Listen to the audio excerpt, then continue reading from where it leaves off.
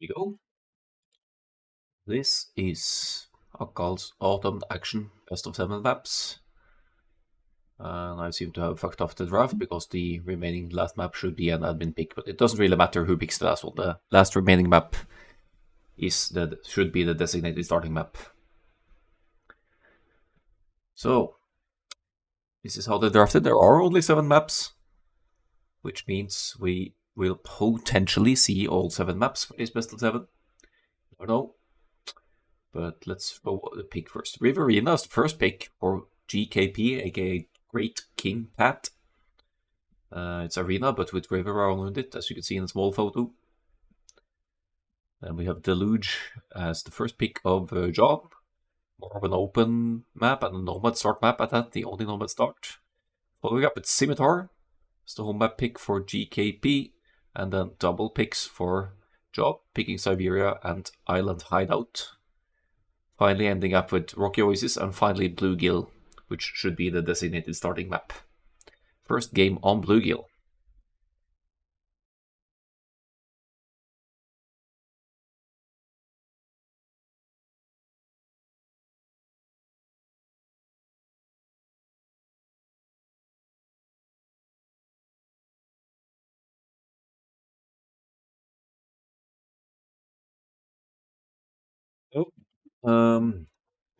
What civs they're going to go for here? There should be a total of 9 civilizations to be picked after the 2 bans each. But at the end of the draft, there's a snipe, so you're left with sort of an additional ban at the end, so it increases the strategic potential of drafting.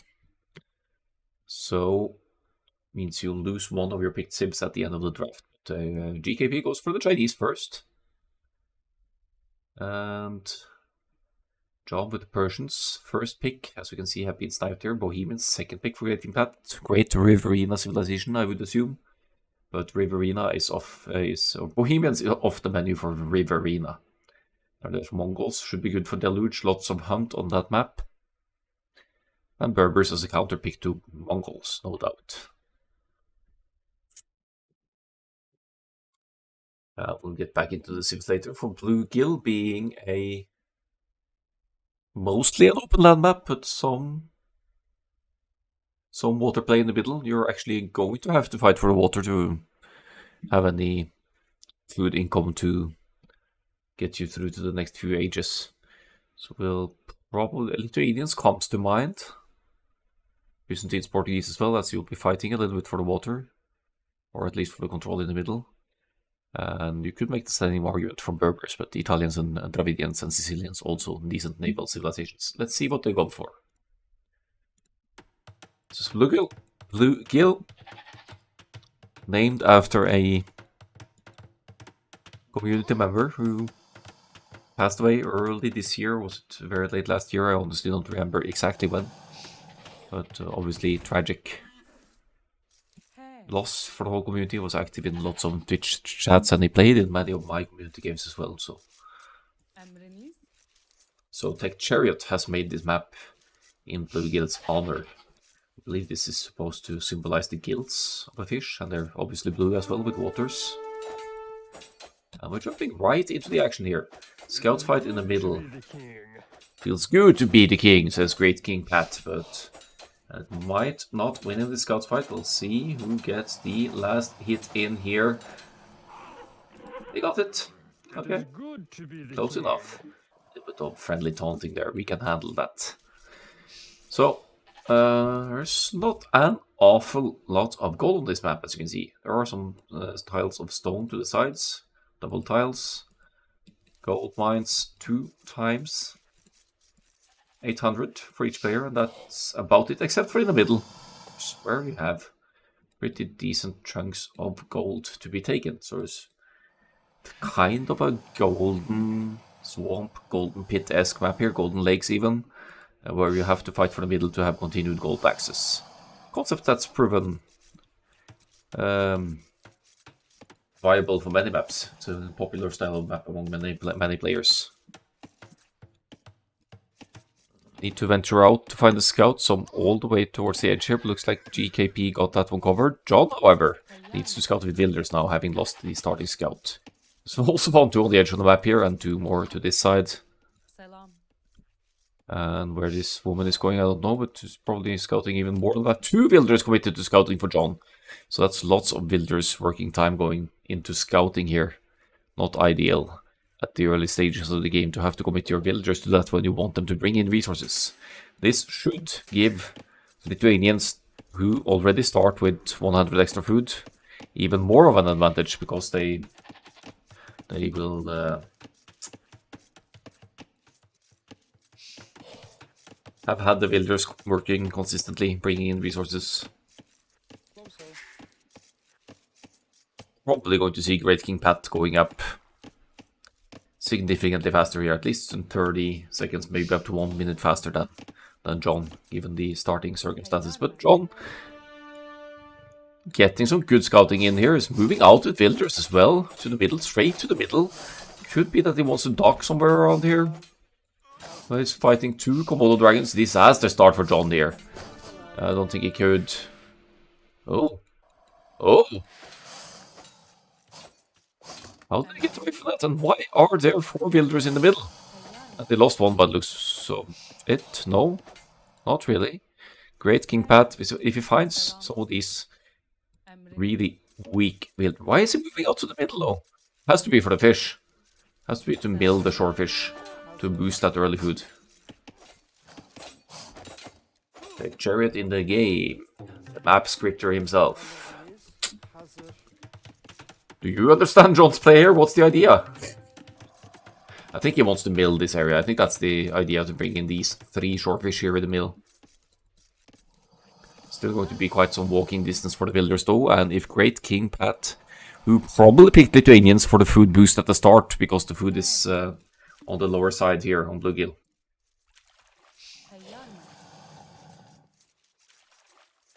It's the blame, or the blame has arrived. Oh well. Yeah. If the players throw up in chat, they can tell you their opinion on it. Just don't be rude about it, be nice.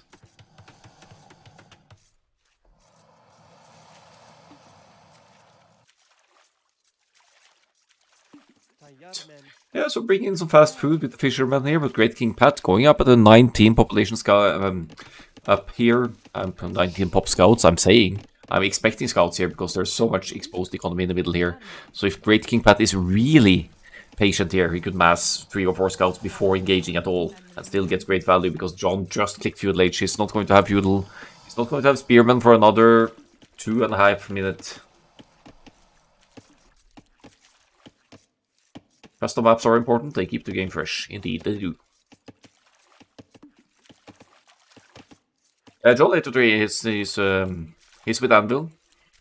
He's played several of my 3v3 League seasons. But you probably know him from Anvil as well, Tech, I guess. What's the elo? Good question. Why are people so obsessed with elo? I'd say 1300-1400s, if I'm guessing.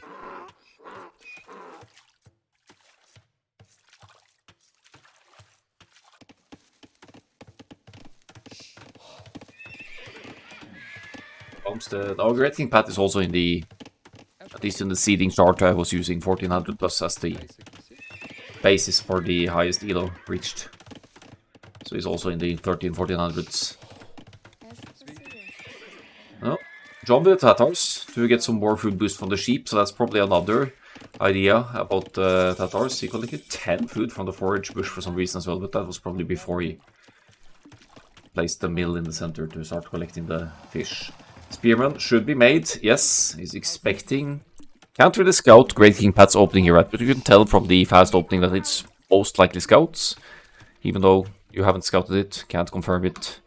Pat finds a couple of additional sheep near the edge or somewhere as well. Maybe those are Jots. No, there are some stray sheep here and there to be brought in. Neither player has docked. Not yet, no. It's cheaper with a mill, even though the villagers will have to walk for a bit. But of course, if you docked as well and get a demolition ship out, or a raft rather, then you'd have a good means to deal with the scouts around your villagers working here. There's 3 scouts to 1. But there are spears here. Spearmen coming in. Going to get at least 1 hit, 2 hits. 2 hits on that one. 1 builder down for John, though. But 2 scouts down for Great King Pat, so 3 scouts down. Great defense from John. He's about to recover here from the disaster start, but it's still 3 villagers behind. And imagine if either player had docks and maybe a couple of fishing ships out here, so that could really boost the food income. Range follow-up. Might want to add some skirmisher and eventually archers against the spears.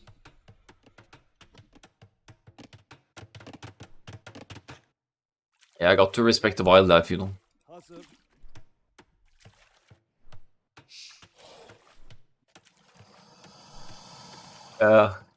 This sure isn't a fast castle age map. Although Great King Pat is trying. He's been seeding quite a few farms here. Only 2 farms for John. 7 farms for Great King Pat, who hasn't gone for the shortfish at all, but that also means he hasn't risked losing villagers to the crocodile, so there's that. John will probably drop another mill to boost this food income. Means he'd have to fight another crocodile as well, but he could arguably mill this area and bring in 5 tiles or shortfish at a distance.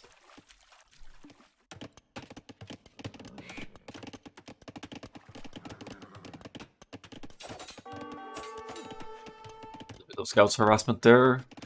Tatar is also getting the 25% extra heal damage bonus, so that could be used to lure the villagers to the uphill and get some bonus damage in there. Yeah, just a little bit back and forth from John here. That's what you like to see, to get some scouts damage in and stop the economy from working fluently.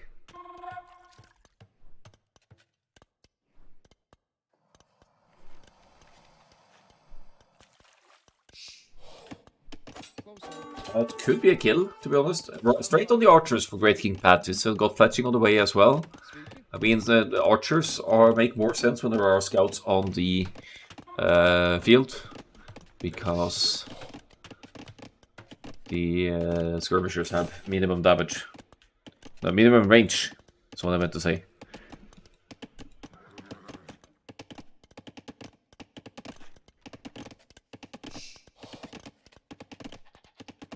This map is well received. I'll adapt it for multiple biomes. Sounds nice. This is a kind of a deserty variant of the trees and the terrain underneath it, and the middle being mangrove shallows, which you can build on as well, usually. Not sure if that's the case here. Then they would probably mill the middle. Oh, I guess you can't build on that. Then they would have done that. But you can definitely dock it. Oh, did NAC require an African team? Didn't know that. Great King Pat a bit on the passive side here now. Is also taking some damage to the scouts. Not really other than stopping the economy from working. So scout going down for John. No more scouts from Great King Pat is switched into archers, going to follow up with crossbows in the castle age, but still has a while to go. Farming economy looking good though. 1 range, 1 stable, whereas John has the stable as well. Long term, probably wants to think about the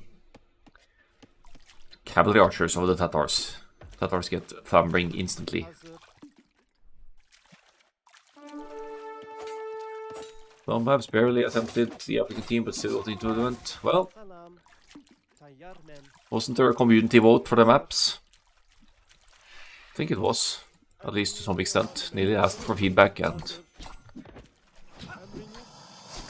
picked the maps in the end.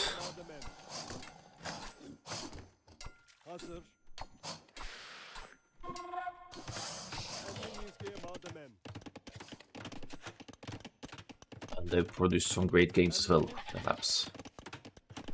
The last NAC. Okay, no community vote, fair enough. But they did test them on stream with show matches and asked for feedback from players and viewers, so there was the opportunity to influence it. There's Great King Pat in the chat as well. Hello, hello. Skirmishers, spears entering Great King Pat's base now. Good timing, to be honest. It's 2 minutes to go until the Castle Age kicks in. Could do lots of damage here, but maybe not enough skirmishers here to deal with the archers' mass about to become crossbows. Farming economy idled, which means that any early knights will be a struggle to get out, but this is an easy cleanup for Great King Pat. Great King Pat, John suffering from not having skirmishers fletching upgrade here until now.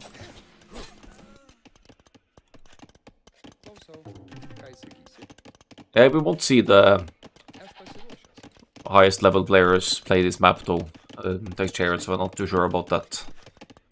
It's a different approach between top 16 and, in my case, where the highest rated player is almost 1000 elo below the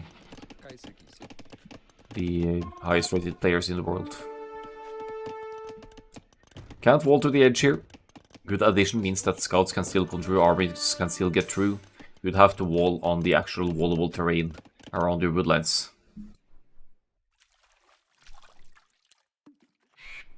Didn't talk on account of not having no idea to play the map. And that's how I approach tournaments as well. I never prepare. Imagine a demolition raft here. Looks like John didn't take the opportunity to talk either, but if he had a couple of demolition rafts here, that's bye-bye archers.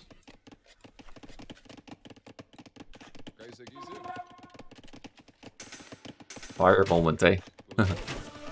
Well, still getting value here. The archers of John going down, still not in the castle age, so can't make the cavalry archer for the added mobility.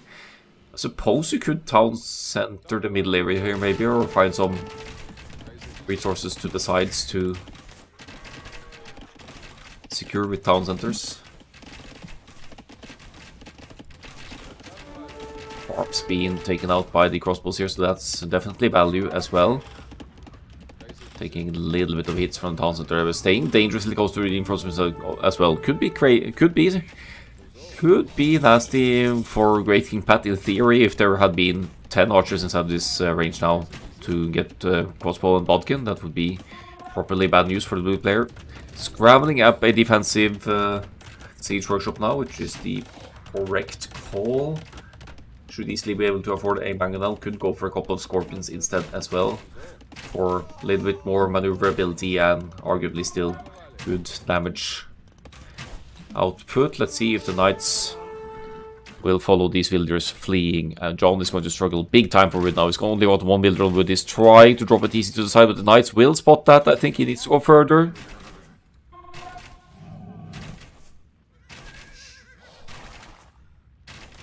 But the knights are chasing. Good map recognition of Great King Pat. Good game sense to scout the villagers trying to move out and get a town center wrap now. Town center begins, but where are the crossbows? They should move over. They are struggling against the mangonel there, but there's nothing to protect these villagers getting these town center. Great King Pat needs to send another knight in here to finish these villagers off, I think.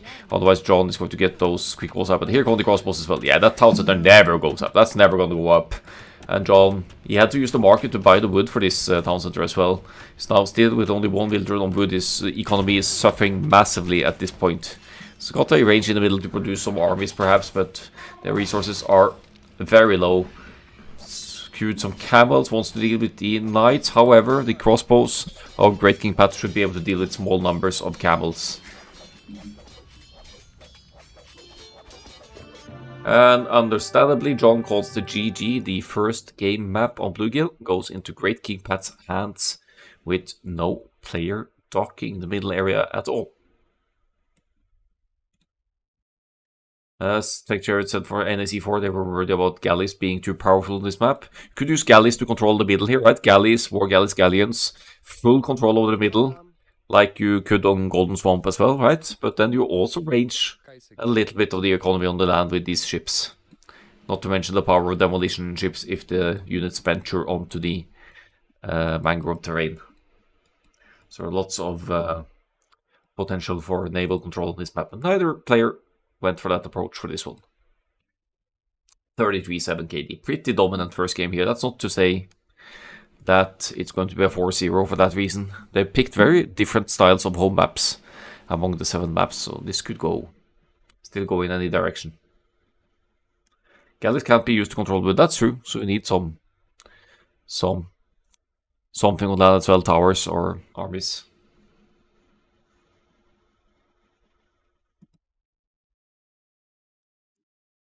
That is correct. So we had the Lithuanians. Where are you? There we are. Winning against the Tatars for game 1. Bluegill won by GKP. Leads me to think that John 803 will go for either of these home maps. Well, nobody knows how to best play these maps. They've never been tried in a competitive setting. But I was surprised not to see a doc from either player, anyway. Because that could be quite powerful. Let's assume the Luge is up next. Then I would expect to see Berbers from John to counterpick the most obvious pick that would be Mongols for this one. But other options could be viable as well. Let's just go into it and see what they're going for. That's going to be Chinese Berbers. So indeed Berbers, but no Mongols for Great King Pat. Maybe expecting Berbers for this map.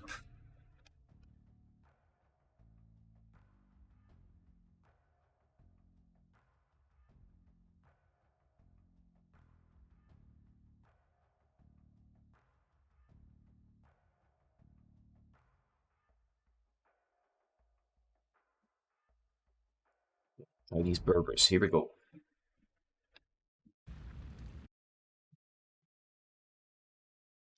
Nomad start for this one. It's called the Luge. All the remaining maps have been made by TheMadCADer. And as you can see, there's plenty of shorefish in the ring around the map here, which will provide a quick and easy food income for the early game. Both players opting for the shorefish approach with their town centers, obviously trying to border a woodline as well as they can as well. Slight advantage for the Berbers here, having the villagers moving. What is it now? 10% faster? 10%? No. 5% faster in the Dark Age. Still, slightly faster movement time. You cannot mill on this raid, so you can't mill in the middle of 4 shorefish like this. You'd have to mill on the land or just long distance collect them, which is a bit awkward, but I guess it adds to it.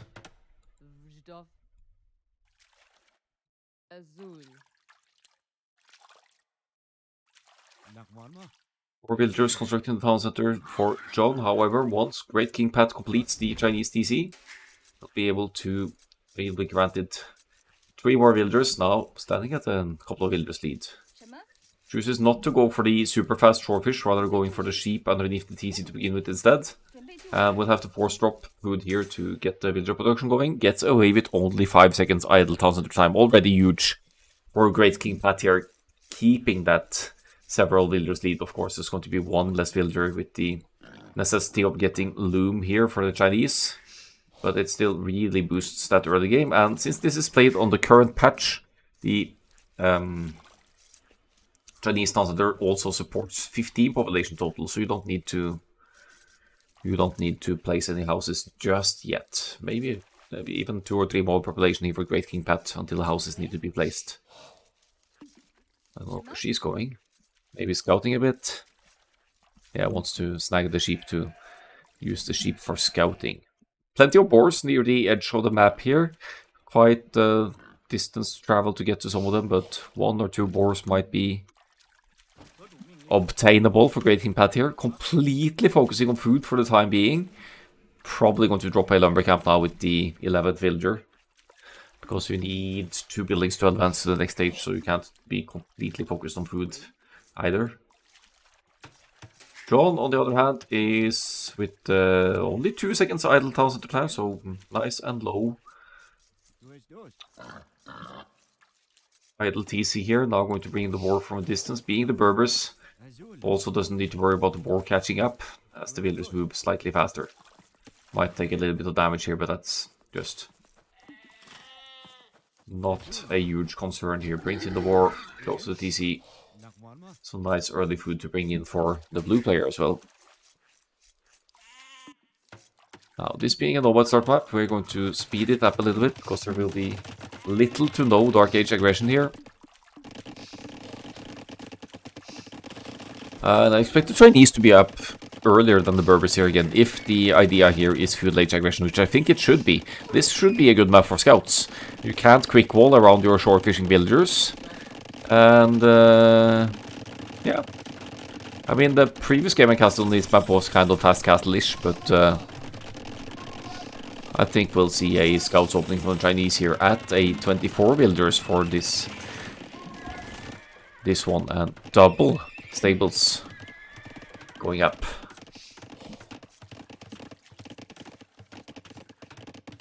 803 went camel archers on this map against me. You have to make military no later than Castle Age. I'd say that applies to any map. Any map.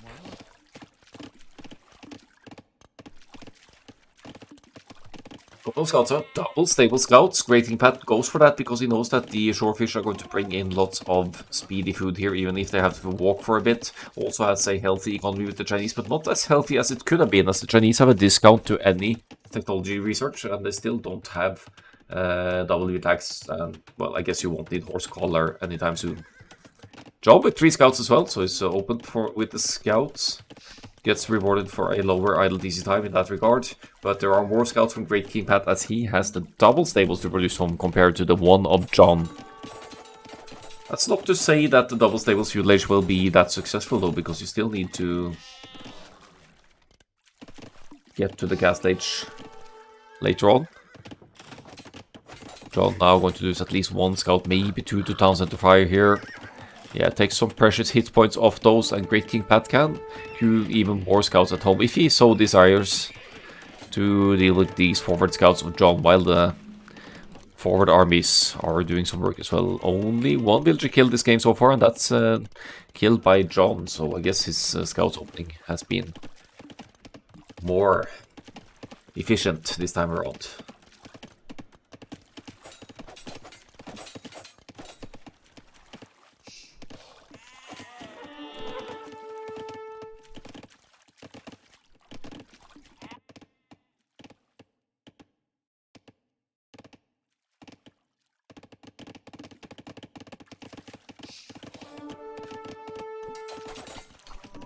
Fighting spears now, no upgrades on the scouts. If you have both feudal age blacksmith upgrades, you can justify fighting a few spears, but maybe not 5 of them. John, however, investing a lot into feudal age defense here as well, wants to keep those shorefishers working. So neither player is going to go and get up to the Castle Age just yet. Spearman out of position though, so Great King Pat getting some decent hit points trade-off there in that fight. Spearman joining over again, but Great King Pat not falling for that bait. Pulls away to keep the armies alive. If you keep enough scouts alive entering the Castle Age, you'll have the opportunity to upgrade them to light cavalry as well, which will make for a stronger raiding unit and a counter unit to monks. Play against any monks that might be made to deal with your early knights if your Castle Age follow-up is the knights. Both players seeding farms here as well. They're not confident that the long distance shore fishing is going to sustain them long term here, so that's probably a good call to make.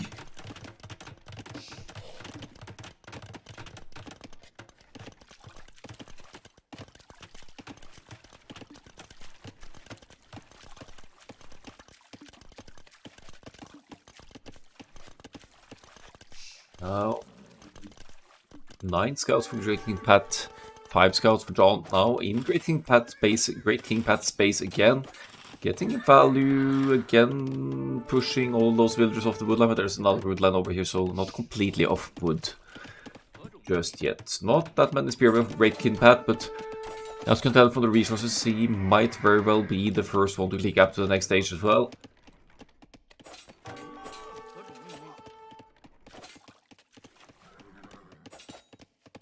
Brings in the villagers and the spearmen to try and fight off these scouts, but that's going to be 1 dead villager, I think. Down he goes. 2 villagers killed by John, effectively evening out that eco difference of the extra starting villagers of the Chinese. Quite a few villagers idling underneath the town center now as well. Still no Castle Age click for whatever reason. There it is. Okay. probably the Wilder Micro taking the attention away from the stage, clicking there once the resources were in. Oh, Spearman well placed there, jaw chasing, but scouts are faster, so they'll get away for the timing. Lots of exposed economy here, so should favor continued cavalry play in the next stage as well.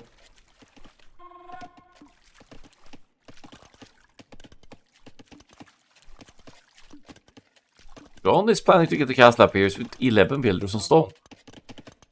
And if he manages to get the castle up somewhere around here very aggressively, then Great King Pat might have some struggles, but that means it's going to be quite close to the military production as well, so first castle might just go up close to home base.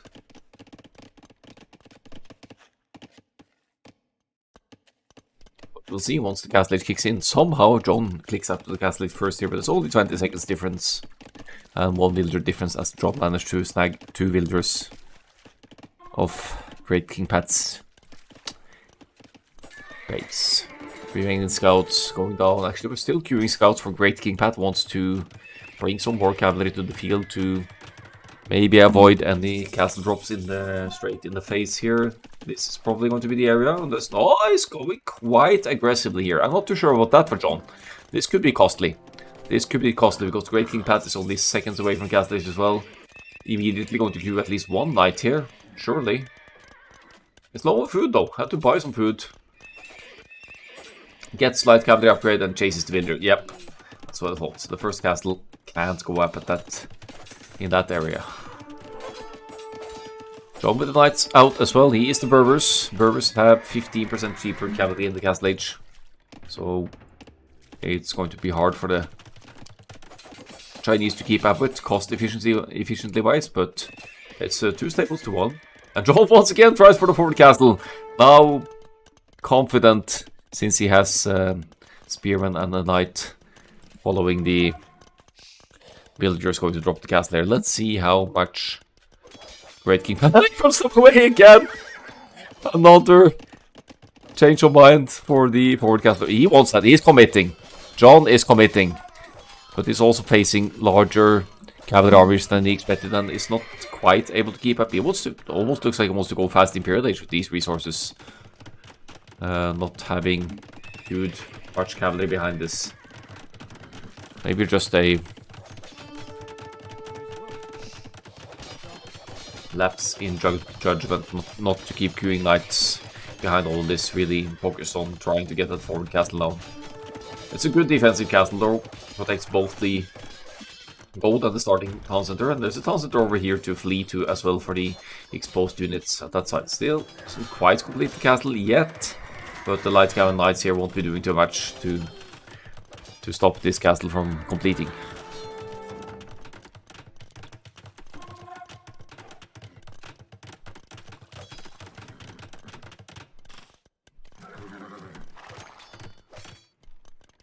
Castle is up. No villagers on wood for John. So cavalry must still be the plan here. It's not really producing that much. Still looks like he wants to go Imperial Age for some reason. In the meantime, Great King Pat has also collected enough stone for a castle. Won't be able to go offensively with that unless he wants to move over here. I don't think Great King Pat has that much of that area expansion scouted. So that castle is going to go up defensively at home to protect some of the fish and the golds over here, maybe. 10 military to 4 though, not numbers you expect of the Berbers in the castle age here, as Bloodlines is about to complete 2 stables producing the knights. No production whatsoever from Great King Pat currently, but goes for a forward castle on the woodland. Okay, not a bad castle, denies a lot of the wood income of John, but again, from lack of scouting, GKP doesn't know that there's town center protecting wood income over here as well, so it doesn't completely cut John off the wood income. More military from Great King Pat, but that's mainly light cavalry. Let's see if the quick walls can go up in time to... I'm not too confident that this castle goes up. At this point, John could even put up a defensive tower here to try and stop this castle from going up. It's only halfway there. The knights are doing work. The quick wall's not quite complete enough, and this is going to cost some builders' lives to complete this castle forward. I guess it does complete in the end, and John will need to relocate quite a bit of the economy over here. Not able. Oh, is he able to? Oh, he focuses all the villagers. 93%, 95, 96, 97. It's so hard to target villagers behind this as well, but John gets it. John gets it. 99.58% castle for Great King Patton at what cost? 17 villagers down. Whoopsie. Oh boy. Yeah, now John really needs to wall in this foundation and not allow Great King Pat to get that last bit of villager hit on this castle. Then that castle will never complete. Just wall this side. Siege workshop, I guess he'll put up one ram or something. More cavalry joining in here. Great King Pat committed now. He really wants that castle up. Really wants that castle complete. Sends his own knights in to deal with the siege workshop building villager of John. But yeah, surely this castle goes up. 2 camel archers won't deny this from happening. It's literally 1 villager hit away from completing. Bam! Yeah, 2 hits. But who's counting anyway? Castle completes. Chinese castle up. I wonder if Chukodu would deal decently against the camel archers. Probably would, because they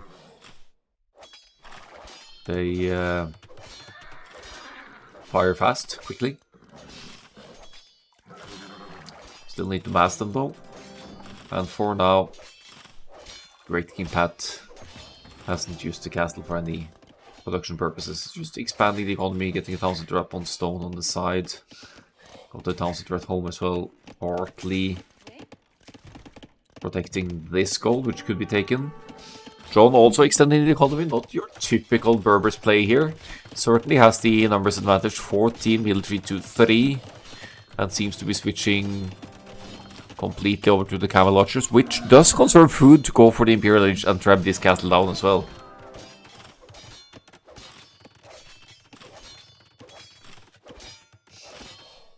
Yeah, he should have walled the foundation. It wouldn't have taken a lot of tiles, just a couple of tiles over here.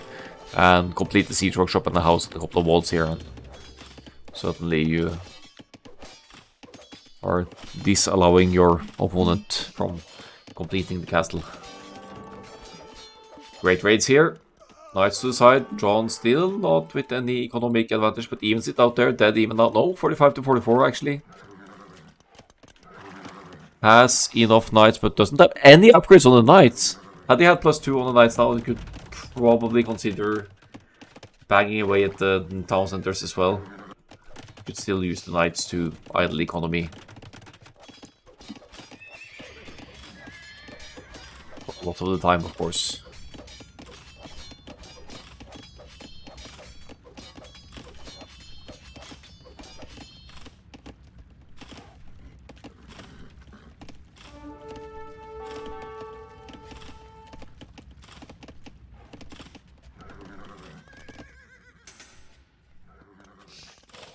Idling a lot of the economy again. Great King Pat down to 70% working economy. Funnily enough, John's economy is working as inefficiently.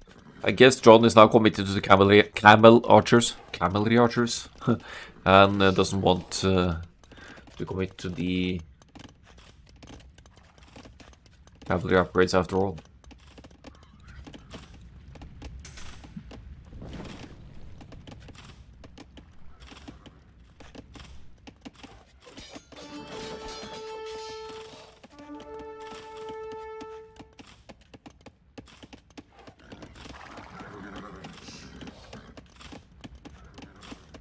Where are the camel archers at? They're staying close to home, just massing up.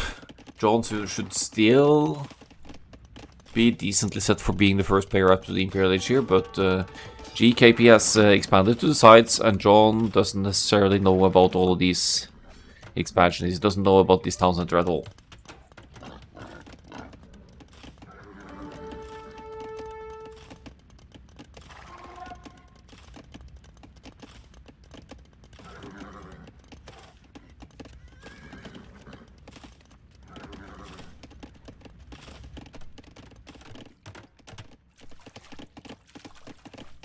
pretty healthy shorefish income for John here, and Great King Pat not really committing as much to that, seems to rely more on the farms, but that's fine, that these farms yield more food as well. That's not unreasonable at this point. John seems in good control of the home back pick here, takes out some more builders from the forward castle here. It hasn't produced anything at all either.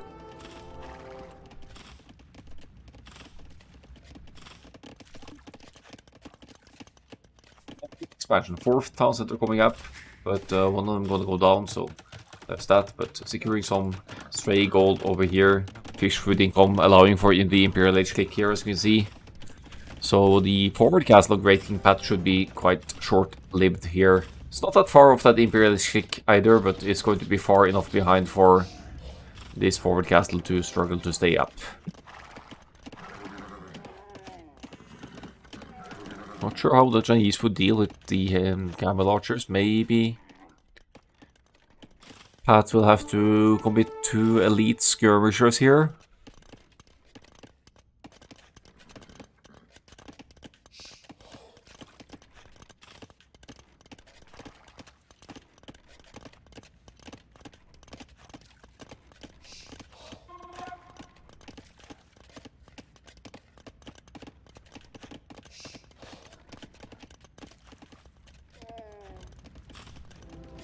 Increasing number of camel archers, Imperial Age halfway. Actually only rough half minute between the two. But the military count is concerning. It's dead even on builders, and John has 23 military to work with. He's looking for more expansionary, scouting the sides now, using lights to one side, camel archers to the other. Still hasn't found the town center on the where it used to be stone over here. Only one castle for Great King Pat though. I think he sold some stone perhaps to get to the Imperial stick as well. It did indeed.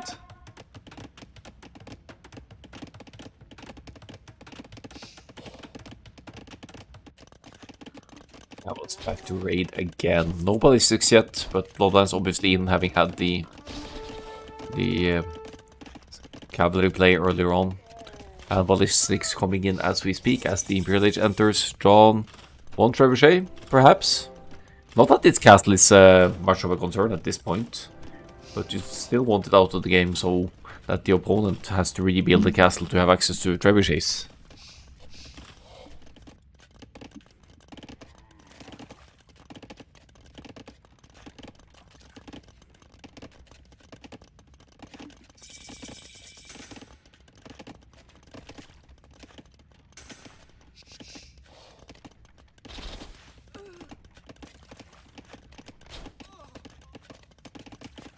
Ballistics now in, makes it easier to snipe builders. Bracer also in, increasing the damage output and range of the camel archers.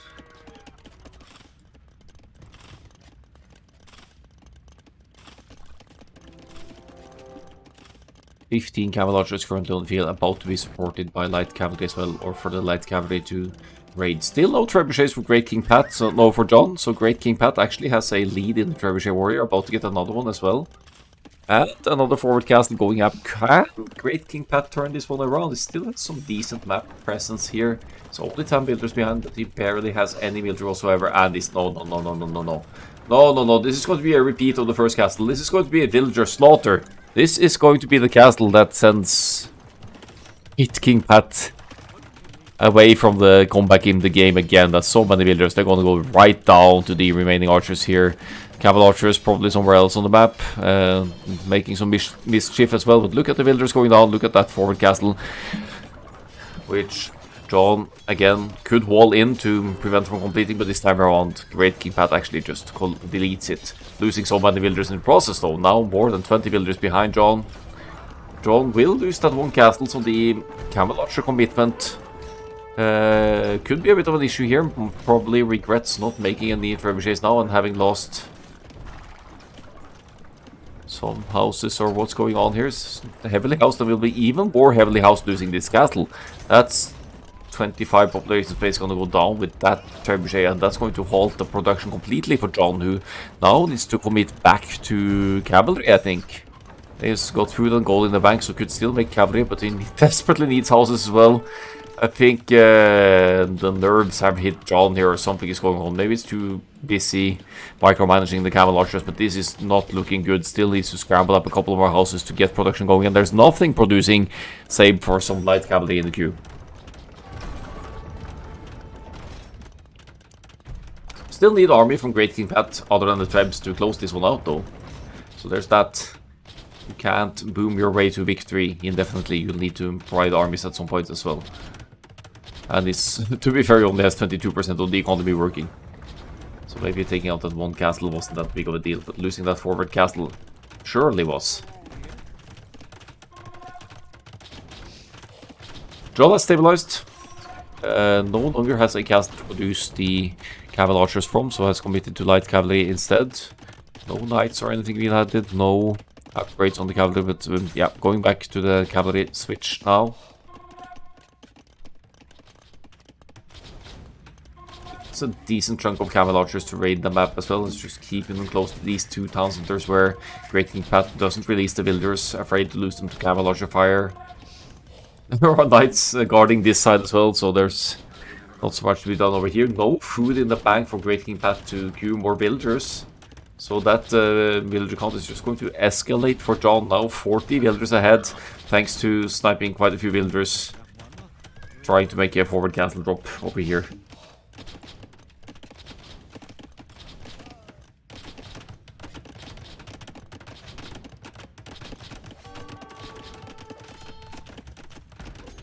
Just a random builder placing an outpost near the middle of the map.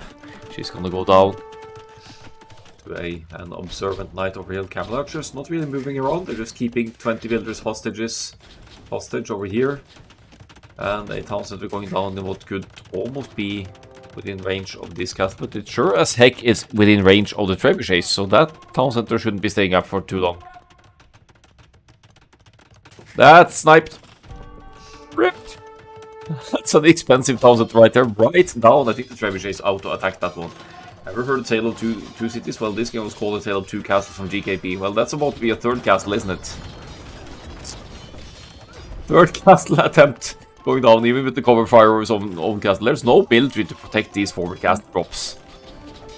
Oy. Oh boy. 2 military against 58, drawn with twice the military count as well. I think he has this one in the bag.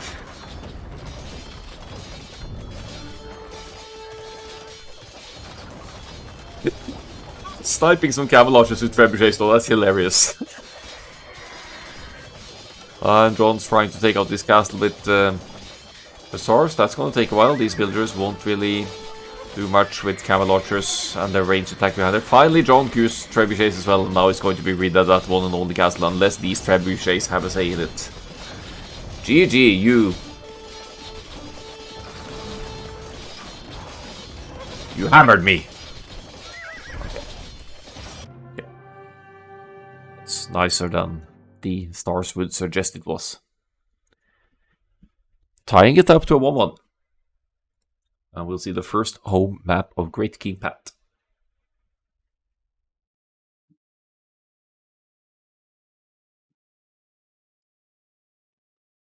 Economy situation here, food count higher for John, committing to the cavalry for longer as well. But yeah, that shore fishing certainly paid off.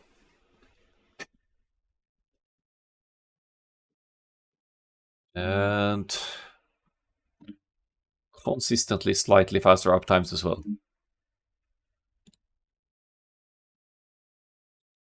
Definitely well played for that one. And no Mongols for Deluge for this one. But the mighty Chinese first pick for GKP. Going down to the Berbers. So rough moments in there, but had those castles completed with less villagers' lives lost, could have been different, but you still need military to win games, and GKP didn't produce a lot of those. We'll go back to the maps.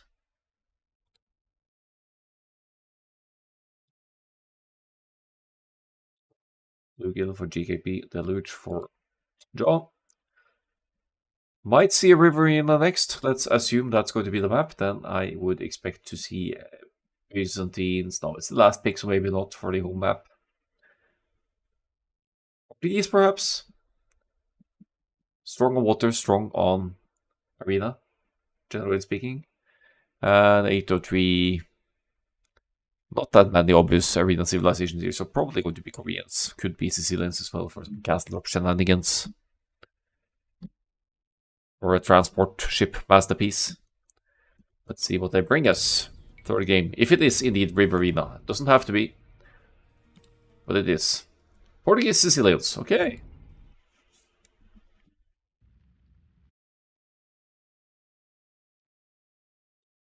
So this map should look familiar enough. It has arena walls in the front.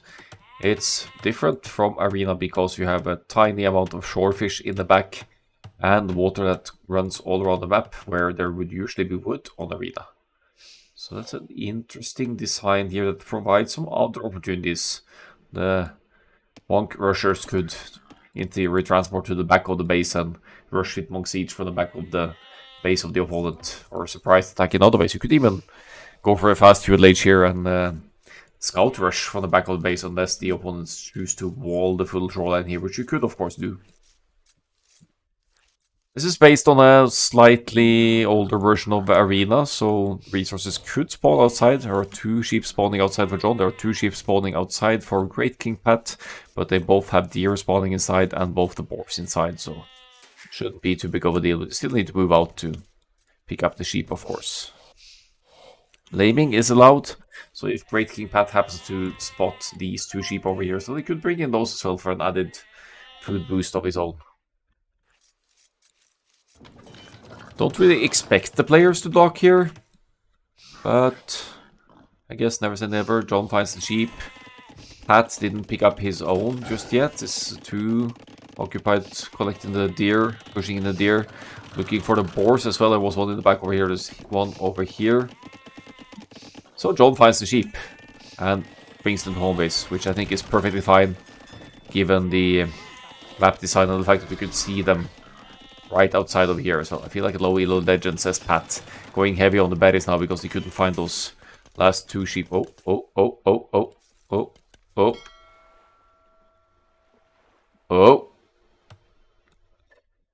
We need to slow down here a bit.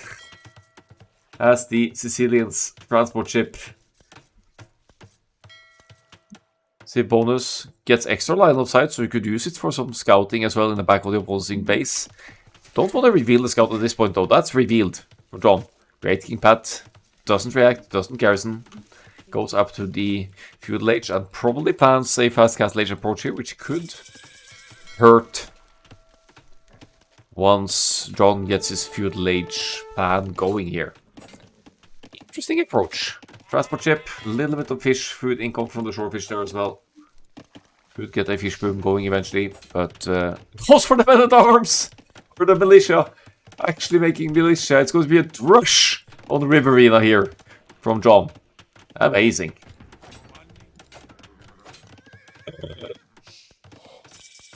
Not sure how much I believe in this play, considering that's going to heavily slow down John's castle age time here, whereas Great King Pat only needs to drop the blacksmith market, start the castle age, and he could even start pushing the front side since John is committed in the back. But interesting approach.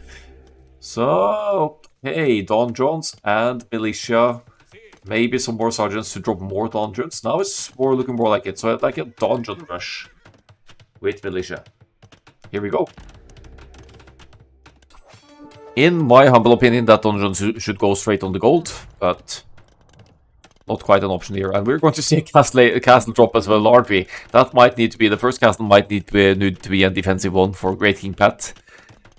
Or you could just commit everything forward and collect resources forward instead of in whole base. We'll just have to see about that. First donjon going up, that's going to hit some of the farms. Next one going right on the gold, which John has scouted now. That leaves Great King Pat with very few resources to play with in the castle age.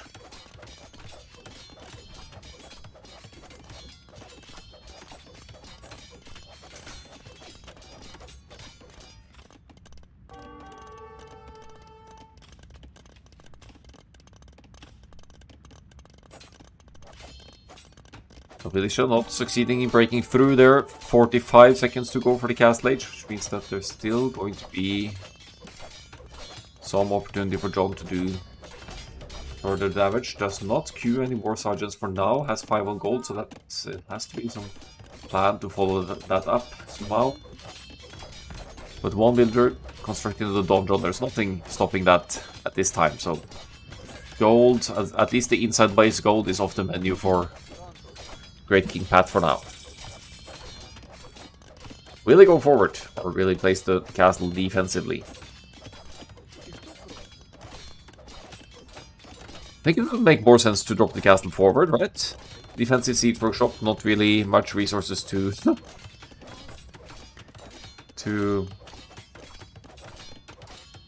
help that approach. Pathfinding's beautiful as always as well, but you know, if you get that castle down here, I don't think Great King Pat has that much scouting. No scouting at all, actually. But let's say he drops the castle here, which he should once he scouts the stone. If he sees the gold as well, sees the gold here. Sees the gold here. Castle here. Suddenly they're denying gold, stone. You're denying everything of John, and this is a decent castle as well. It's not as perfect as it would have been in front of this gate, but it's still going to deny 1 gold and 1 stone, which is a great start. We'll also allow these forward builders to collect gold either here or there, allowing Great King Pat to use gold to buy resources for whatever defensive structure is planned at home. So sergeants forward for John, but now he's still in the feudal age. He's not going to see castle age anytime soon, and he's going to get a castle in the face, and there's nothing he can do about that one.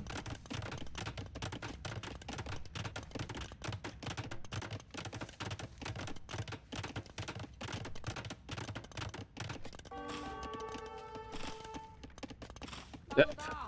Yeah, they have blue.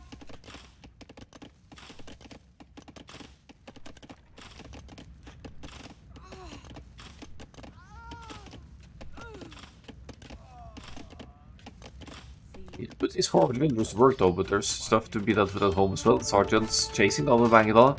There's not much resources in the bank for Great King Pat to follow this up. Is running idle big time here. Can't fight these sergeants with builders even though they are feudal age units. They are going to take some... It's going to take more builders than that to clean up 7 sergeants. Forward aggression, are we going to break through the walls? Why use the builders when you can use petards or castle fire? That would be my question here, but it looks like we're going to get another castle drop, which is going to take John off every single resource at home base. Great King Pat probably had to sell some stone to buy other resources here, but it's still collecting stone at home base. It's basically only collecting stone. 0, 0, 0, 15.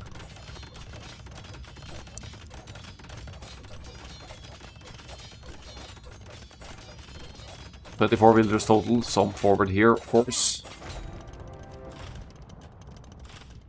Which means that quite a few builders are not working as well. And now they're moving out. This is a base trade at this point. Now John could use his transport and just claim Great King Pat's base and take the resources over here instead. Because he has all of his military in GKP's base. No, he's going for neutral gold instead, which is fine. 200 stone still. It's 450 more to place another castle forward, but you don't simply stop Sicilian's castle drops. The builders construct them 50% faster or so, that is tough to compete with.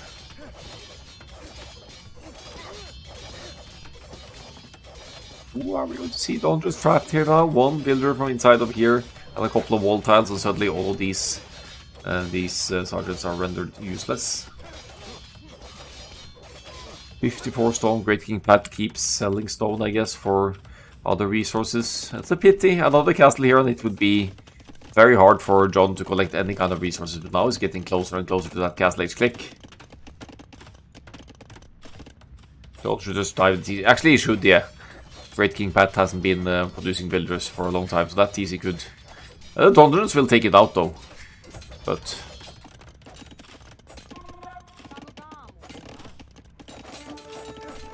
I guess we're somehow stabilizing here. He is now producing the organ guns. Some wood is some gold. And John just now clicking Castle Age, so he's going to struggle to bring military to the field to deal with this. He is sending some of them home through the transport ship. This is going to be enough. 2 organ guns, third one in the queue.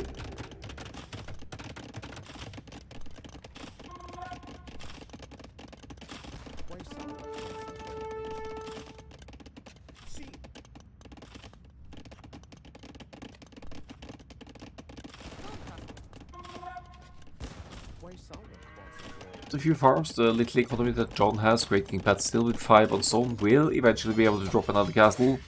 Home base, all but safe. As there are still some sergeants moving around here, so not going for TC, trying to find the hotter places to exit instead. But John will need to break through the home base walls of Great King Pat to get anywhere, so he's unless transported away, these sergeants are trapped inside of the yellow space. Interesting approach though. Love the initiative as the gas stage kicks in for John with the Sicilians.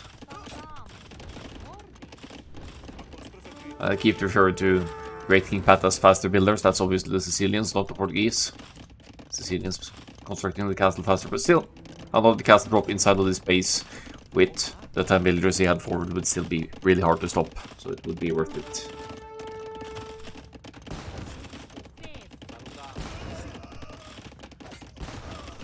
Organ guns getting some value now. John down to 32 villagers, Great King Pat only 24 though, so still needs to do a lot more damage to even out the economic differences here. He's at risk of getting some sergeants hitting his newly exposed economy to the side as well. Sergeants now with more hit points as they have reached the next stage, but they're still going to take quite a while to get through these walls here.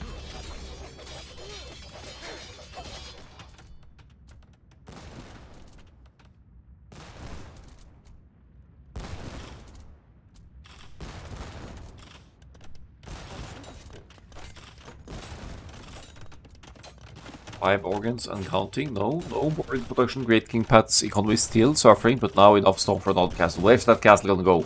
It's gonna go over here somewhere to take out the dungeon, the siege workshop, and the town center, perhaps. Gonna need some more villagers to build them. Organs so strong. Yeah, more villagers moving forward. Now got the organs to protect the incoming drop as well. And while John has presence inside of Great King Pat's base, he's still going to need to transport the builders over to benefit from that. Let's see where that castle goes. Right on the TC. There's a dungeon here, so if you get really lucky, you could actually snipe the foundation with one dungeon shot if only one builder starts the construction process. But look, 14 builders quitting. Pat deletes it, seeing the mangonel here, which also is very efficient against the organ guns. Nice split micro. Builders repairing there. Another nice smooth micro. Panic repairs from John there, but manages to get 2 organ guns down. Well played. And 3 more go down. That's a lot. Huge loss for Great King Pat's organ guns.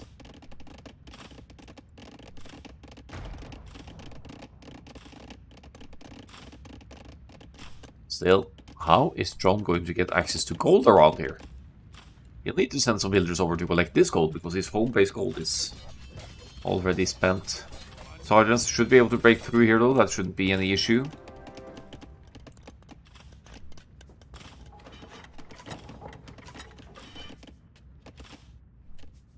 Some fish bringing in precious food income as well, but they need to start producing some fish traps soon, otherwise that's just going to be a never-ending project. Missing some scouting to the sides for John here, but he might find the gold to the side with this outpost. No, doesn't find it. He's desperately looking for gold now. Stone would do as well, then he could drop more castles.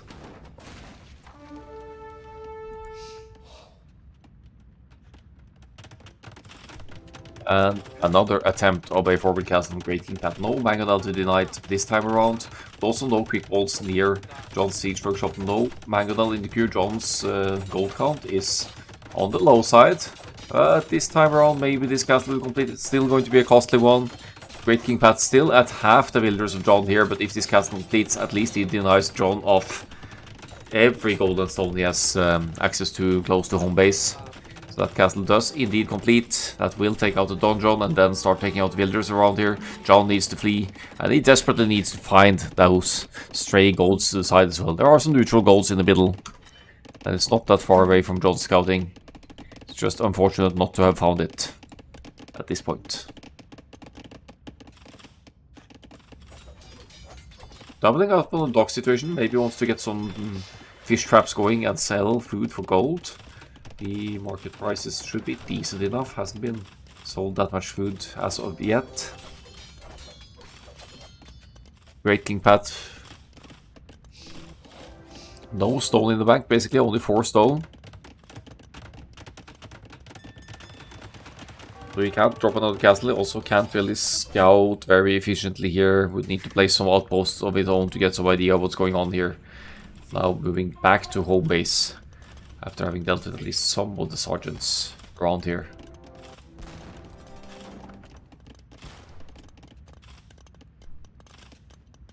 Still economic and military advantage for John. The donjon push up north certainly paid off. But Great King Pat defended that and went for forward aggression with the castle with limited success, losing a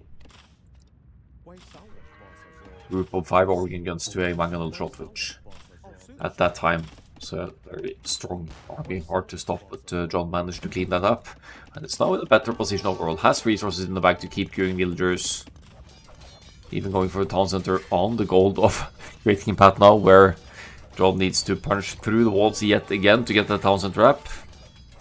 Still transport as well. Maybe already has done so. It's taking the long way around, the other way around now.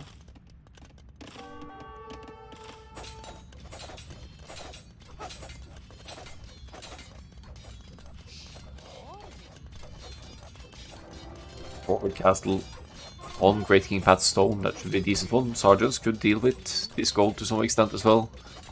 John with 10 of wood down, with lots of wood in the bank, doubling it down on the fishing ship production. Probably wants to seed some fish traps down south and make use of that water. And yeah, that's the castle's most definitely going up. These are Sicilians builders. So even that one organ gun can't stop this castle from completing. So once that castle completes, that organ gun very likely to go down as well. What is this cursed arena? It's called River Arena. Scripted by TheMadCADer. For my Akkal's Autumn Action Tournament with only new maps that haven't been used in competitive settings before. So you had an interesting approach with a feudalist transport by the Sicilians here into a couple of militia and some donjons, doing some proper damage in the topside base. Arena, but more boom. Yeah, potentially. Potentially. Do you see any boom in this game, huh?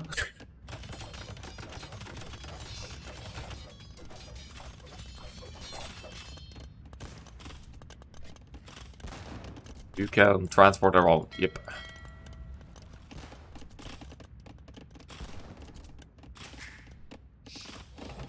Nice to see you, Mr.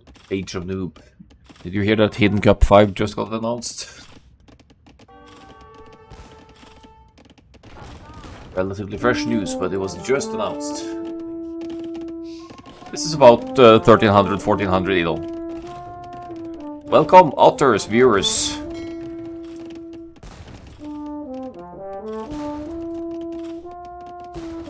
Next for the raid. This is, as you can tell, a bit more slow moving than the DM that Otter has been casting. This is Akkal's Autumn Action, my tournament, with only new maps not having been played in a competitive setting before. Yeah, just get out of here, Dark. Hide while you still can.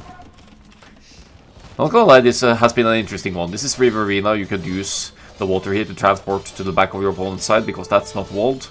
So John took a transport in the early feudal age, dropped a barracks, some dungeons, made some militia, and essentially claimed Great King Pat's base, while Great King Pat went for the forward aggression with the castles, and is getting some value from that as well.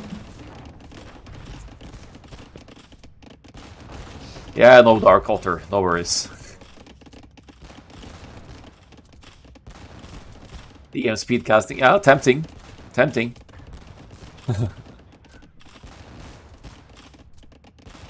This game is indeed a complete mess. Looks like we're going to get another castle drop over here.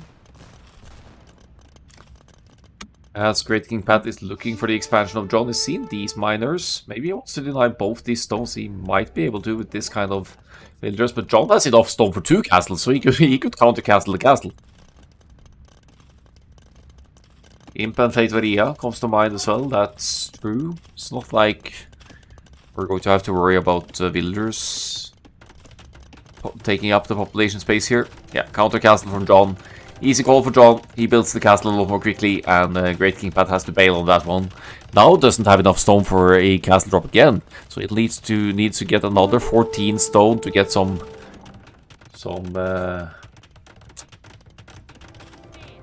drop going on here. Thanks for the follow, Tracy. Appreciate that. Yeah, so that's 2 defensive castles for John. John is really assuming control over this game now. He has a much better economy. More than twice the villagers. He had the villager lead almost all of the game. And all he needs now is Imperial Age and clean up the few castles of Great King Pat, and it should be GG.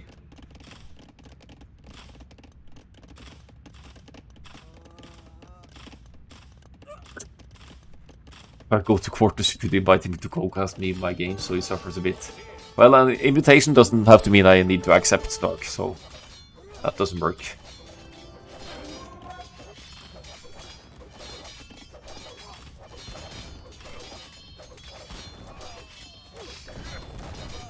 I think I played about 2 death matches in my life. One on DE and maybe a couple on Amazon Zone in 2003.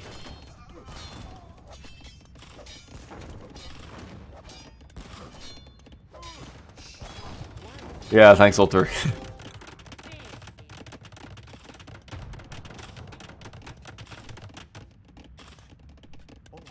The one deathmatch I played on DE was January 2nd, 2020. And it was after Palm had done drunk casting for 4 or 5 hours already. So I had been drinking essentially from 12 AM to 6 or 7 AM. And that's when I played that one dreadful deathmatch. Ranked 4v4, I think we played, and I wasn't even in a condition to play, but I wouldn't have understood the game anyway. I did cast the Embrek 2 submitted, that is true, and I still don't understand shit aside from the relic heist that you asked me to look out for. Was it Saracen's Mirror, to my recollection?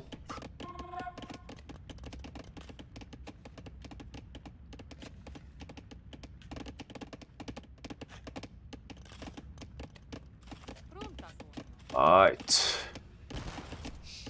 This is such a strange game with such slow movement. Why no fish traps? There's been lots of wood in the game. Here, from John, and he hasn't seeded a single fish trap. Oh, he's got one. Fair enough. Dear Alter, relax. Indeed. It's probably stressful to cast DM in the long run as well. I do like Hyper Randall though, I'll have to admit.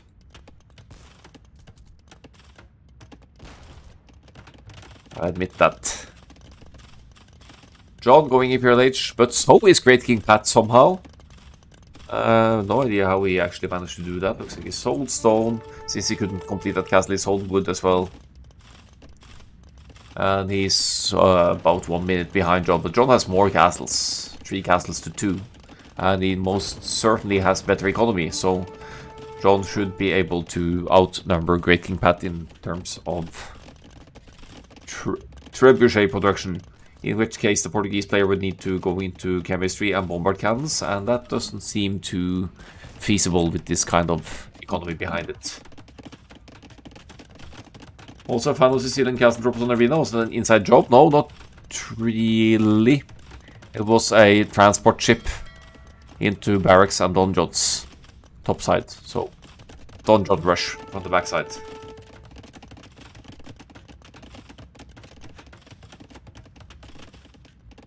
That was quite creative. It certainly caught Great King Pat off guard, but he was already almost on the way to the castle age, so he was able to collect enough stone to drop a castle forward over here. University is up. Chemistry is affordable. Great King Pat has somehow stabilized the economy behind this. I can't believe that. Gold here. Wood and food over here. Does John not know about that TC to the side? He knows about it and still did not pressure that area at all.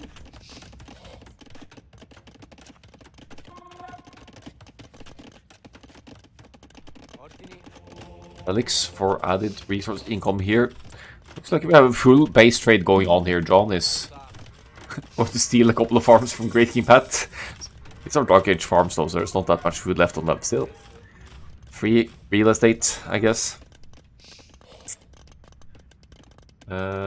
Chemistry for John as well. Sicilians don't get bombard cannons though, do they?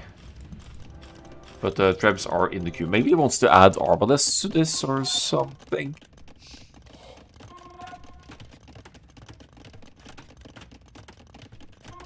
I'm sure there's some reasoning behind it somehow.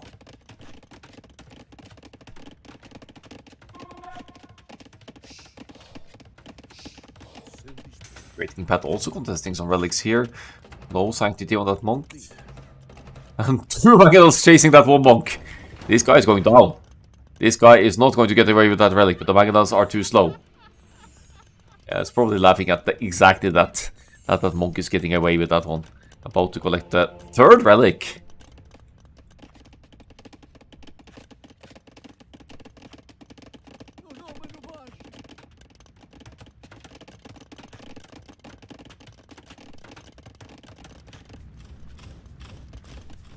Lots of donjons, lots of potential for sergeant production, but we have double monasteries now for John. Maybe he wants to add some monks to the mix.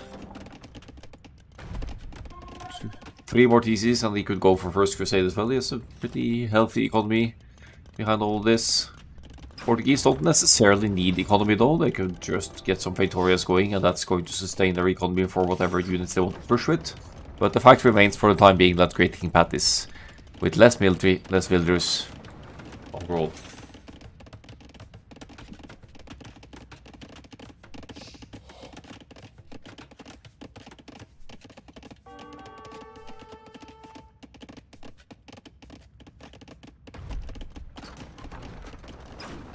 Pandora? I don't think I played that one. Don't remember that one.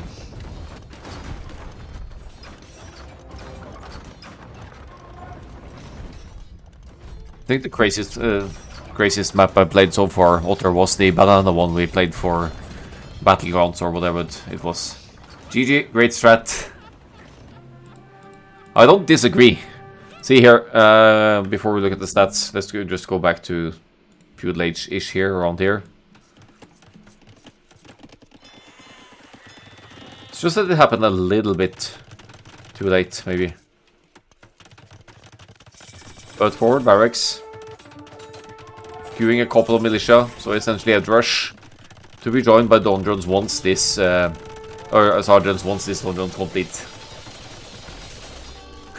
It's hilarious. Great King Pat did not see that coming. Essentially a base trade and the stronger Imperial Age economy gives John the game in the end.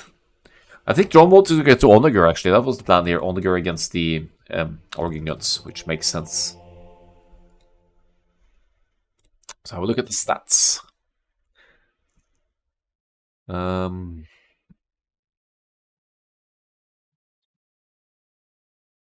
Military situation, more kills for Great King Pat, no big surprise there. Great King Pat generally made fewer units overall. Always behind in military, always behind in economy. So things were looking good for John since the first early aggression here. Uptimes, much slower castle age for John, did commit to lots of dungeons, but also did lots of damage to Great King Pat, who at some time some point only had 15 stone miners and nothing else for economy.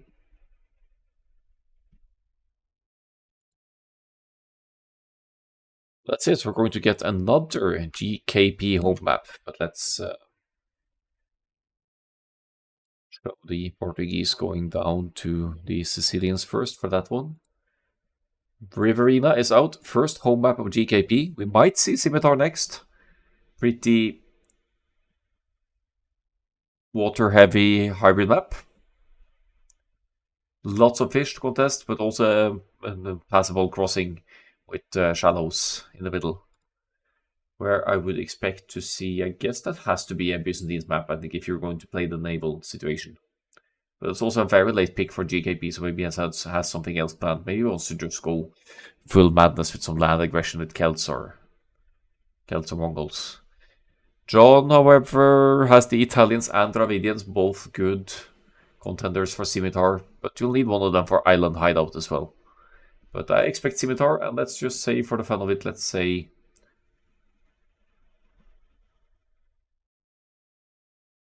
Mongols for the fast uptime with a hunt and everything versus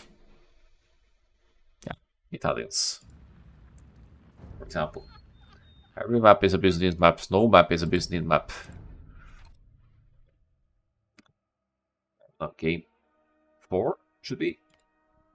And it's not Scimitar, it's Island Hideout.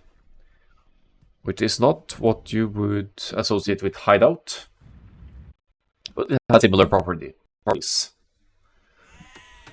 So starting on kind of a hill, you cannot build on this terrain. You should most definitely dock, because there's lots of deep fish to be had around here. Players spawn quite close to each other, so this does not rule out any kind of infantry towers aggression by any means. You could even use towers to deny fish off the docks if you go for that approach. So Great King Pat with the Celts here collects wood more quickly. And why? Because you will get through these woodlines, get to the middle where there's extra stones and golds to be contested for the later in the game. John, however, has gone for the Koreans, which suggests more of a towers, maybe even naval play, but they have a good archers line as well with the instant defense for their ranged units.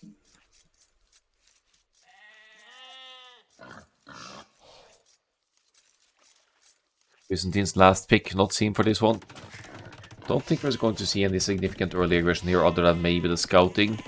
3 on wood for both players now. How many will they task to wood? John hasn't scouted Great King Pat's location yet. He's just committing to pushing in the deer. Just now docking. 7 on wood should be plenty to get the docks producing fish.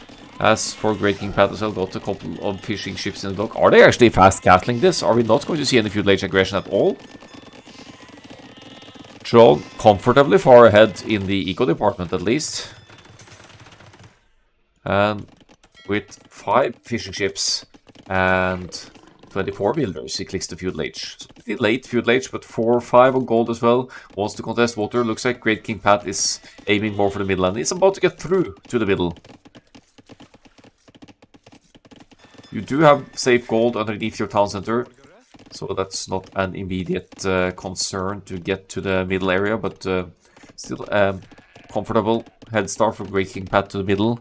I think he's going fast castle age here, whereas John is going more for a feudal age push. I would have to think he has 2 docks up.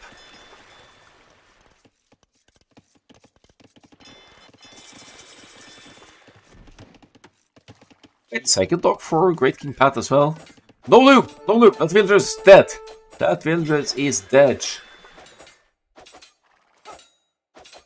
Alter doesn't want to cast our Michi Hans War, which will never happen. Good to hear.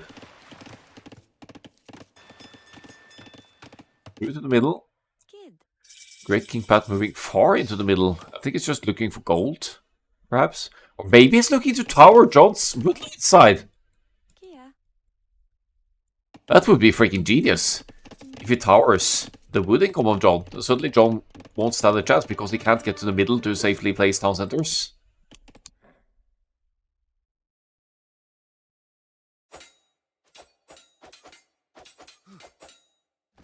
Never said it would happen. Okay, so he sees a house. What's that? Scout looking for another villager kill. Not going to succeed in that. Do we have any military for John? Fire galleys out of 3 docks. Full water domination here. That's a lot of villagers moving for it. Could even douche the woodland at this point with that amount of villagers.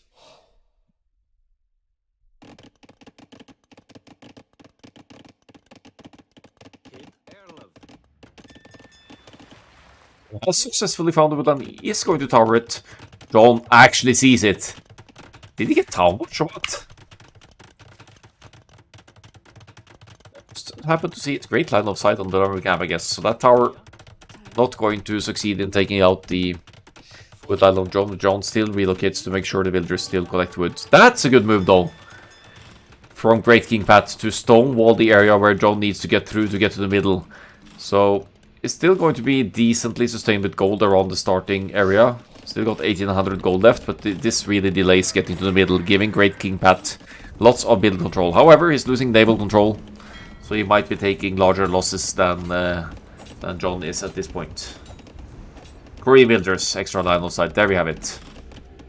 So the surprise tower not being as much of a surprise for John.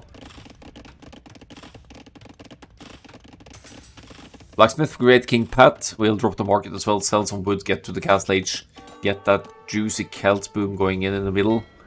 Did go for 1 fire galley, but doesn't stand any chance of winning anything here. Might be able to take out some fish if this fire galley survives, but I think John has more in Curia. Like how John has stopped producing fire galleys as well, realizing that this is going to be a relatively easy win over here. And I also didn't know that fishing ships could patrol, but apparently they can.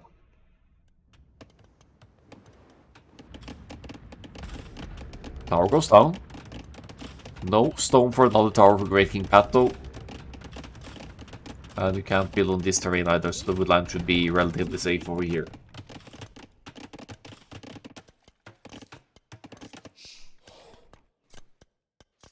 Scout trying to pass through to check the middle, maybe?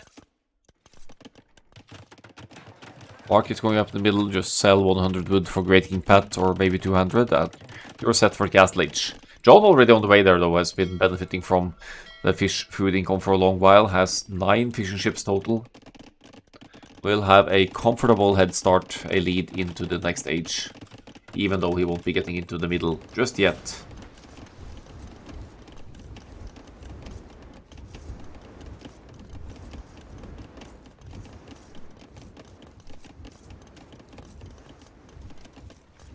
Wait, this map, sorry I didn't see that otter.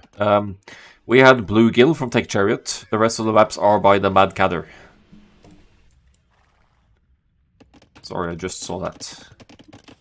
Too much action going on here.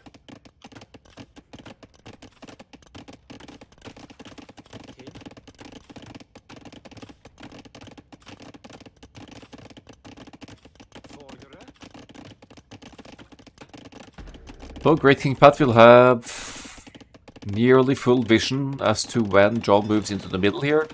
Still got plenty of trees to chop through. So there's that.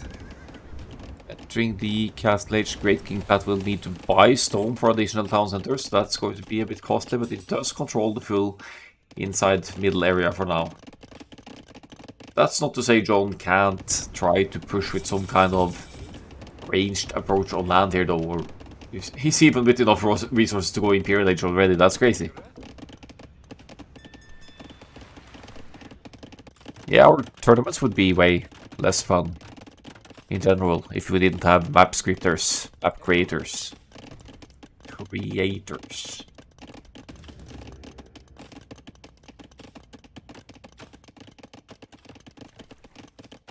Siege workshop at home now for John. I feel like that would have been forward instead. Great King Pat now actually committing to some naval armies as well. Wants to try and contest John's naval dominance here, but the docks are going down. I don't see any easy way back on water. Great King Pat is going to lose that fire galley. Still has more in the queue. Arguably a waste of wood and gold at this point. This should be an easy win for John.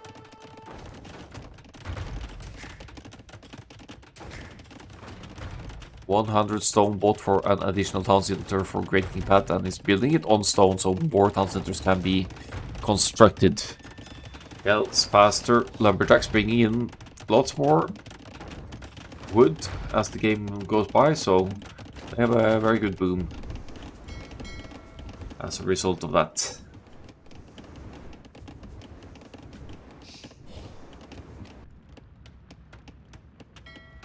John, in the meantime, claiming more of the map. The score is deceiving because John has lots more fish and lots more exploration on water, but he has a very comfortable economic lead at this point because of all the fish. 19 fish, 39 villagers, still 11 more villagers than the Great King Pat as well, with a much more consistent town center production.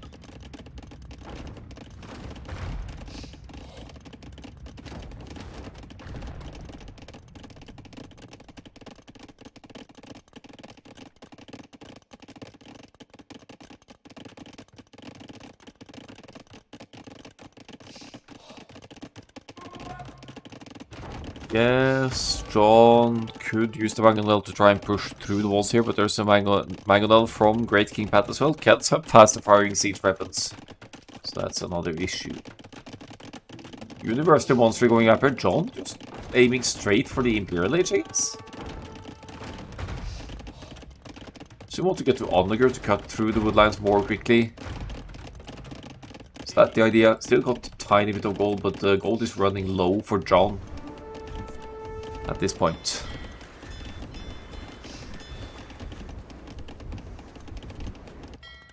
So look like you want to commit some more fire galleys, but bail on that idea. Now cancelling those to click through the Imperial Age.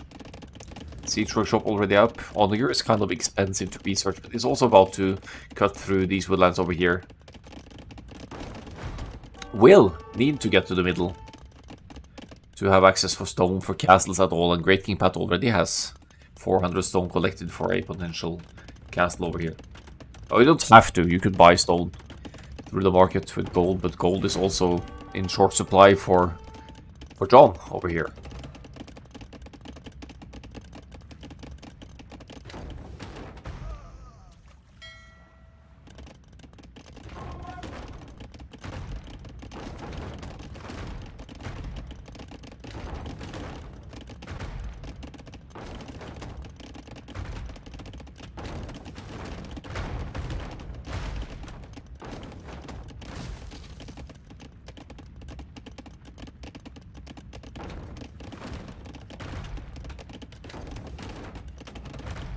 One forward mangonel going down, but still keeping John from entering the middle, right? He's trying to pass through over here, but not successfully doing so just yet. Thanks for the follow, Bluebird. Here comes a castle. This is a great approach by Great King Pat. He did lose the water, yes, but the middle is arguably more important here. That's where all the gold and the stone is, and Great King Pat, assuming he can get this castle up, he's completely going to keep John away from the middle area. And even though John now enters the Imperial Age, he's also not going to have any chance of getting trebuchets or stuff like that out. He's going to have to sell lots of wood to get anything up here at all. That's it. Still a decent castle. I don't think the mangonel can get much closer, so can't really take out the villagers here unless these trees are chopped in time. Doesn't look like it. 22 wood left. Getting close though. Maybe too much emphasis on water from John here this game. Going to get the castle in the face in this area. Mangonels from this area from Great King Pat as well is read the map well. It's just keeping John completely off gold and stone. And that's just not a situation you'll find yourself in long term on any map. None on gold, none on stone.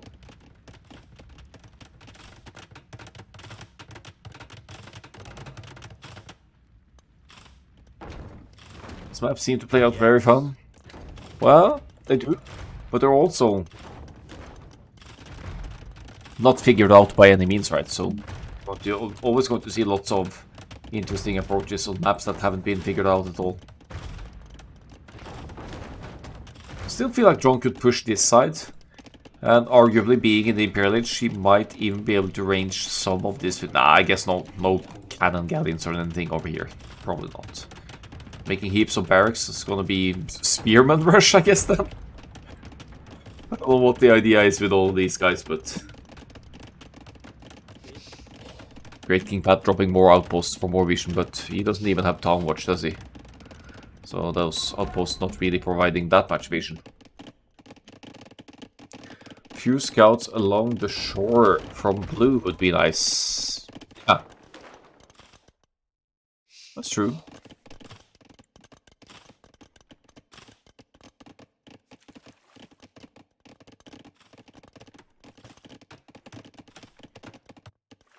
He was quite active with the starting scout in this area, so he denied or took out one docking villager of John. I don't know where these villagers are headed, but they are headed into certain death if they stay too close to this mangonel over here.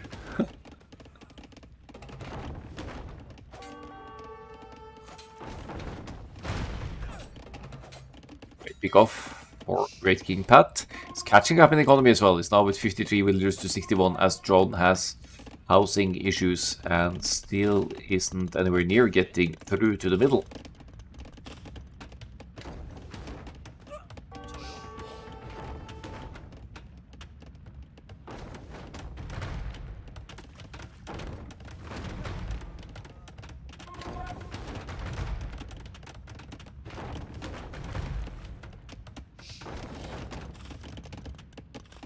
Fish needing some relocation here to keep bringing in resources. I mean, the fish still... If the fish bring in enough food that you can sell it, you're not really going to go for any food army composition here for the Greens. Or actually we are, because it's the only thing John can make at this point, but... You could sell food for gold, I guess, when in a pinch here. Time being prices are decent enough. Please can you show the market prices? Fair enough. It's not that crazy yet.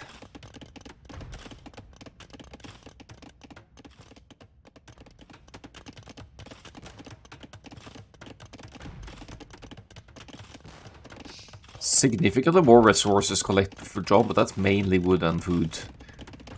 Did manage to get the bomber cannon out, so that forward castle would be going down. Imperial Age now on the way for Great King Pat as well. But Celts don't get bomber cannons to my recollection, so that could be an issue here. Commits to repairs, but has only so much stone to use for that purpose. Also only got 2 town centers in the middle, so this isn't really a Celts boom per se. Another bomber cannon in the queue for John. He's been selling food, I guess, for gold, and some wood as well.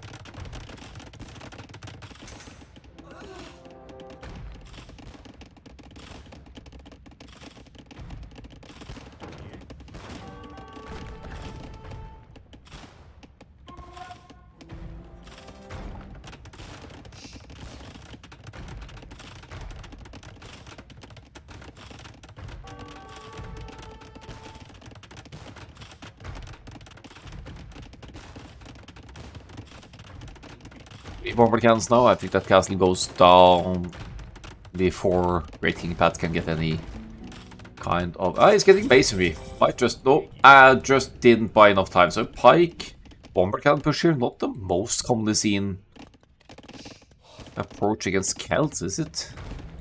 But finally, John should be able to venture into the middle. He dealt with the castle now. He's dealing with a siege workshop here. So can he fight his way back again?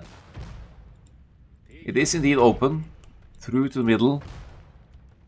And Great King Pat has had all the time in the world to establish a boom in the middle here, but hasn't really got that much military on the field. Doesn't have the economy either. I think we see another John comeback here after a long period of denying everything from Great King Pat.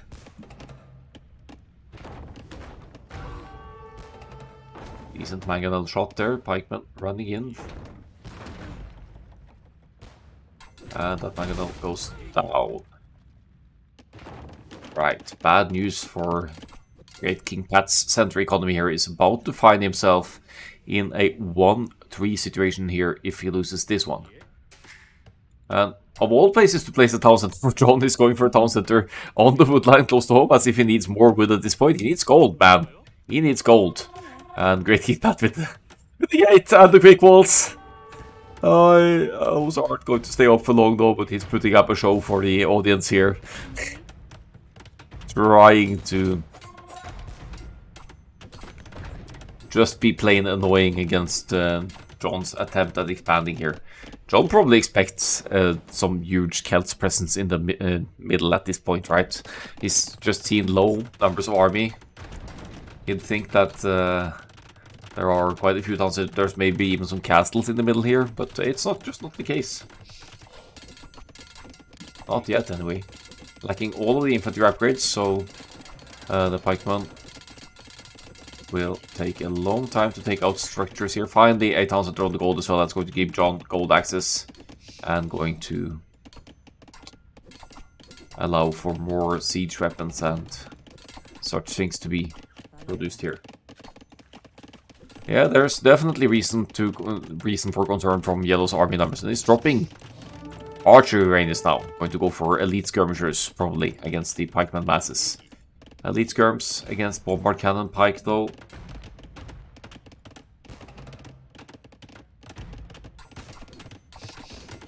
Oh, don't tell it. No, Bangalore not going to get to take out any bombard cannons. That's good.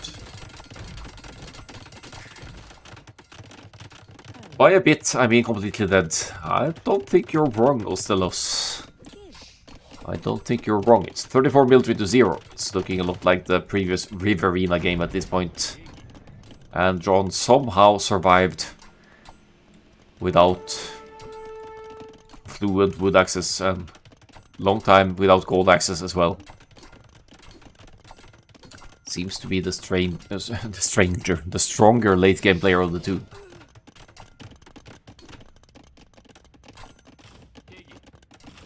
Other town center, Koreans in full boom mode now, securing more of the neutral resources and getting some decent vision from the broader line of side villagers as well. Archery Rangers not producing. There is economy in the bank for Great King Pat, but he seems unsure as to what to do here. Only has one town to the left, and that's at home base. Production's gonna go down as well. Feels like the GG is imminent here. 51 builders to 74. 0 military basically. 2 military, but for how long?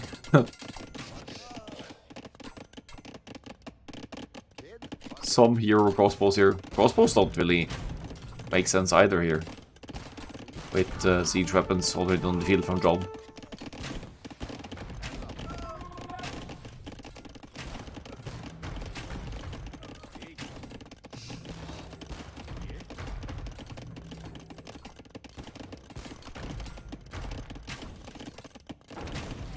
Oh, almost taking out a bomber cannon there, but I think that crossbow is going to go down to pikeman eventually. That's what it took for the GG to be called. John definitely looking like the stronger late game player here. Going to go into the last home map of Great King Pat in this matchup. Great strategic approach, I have to say.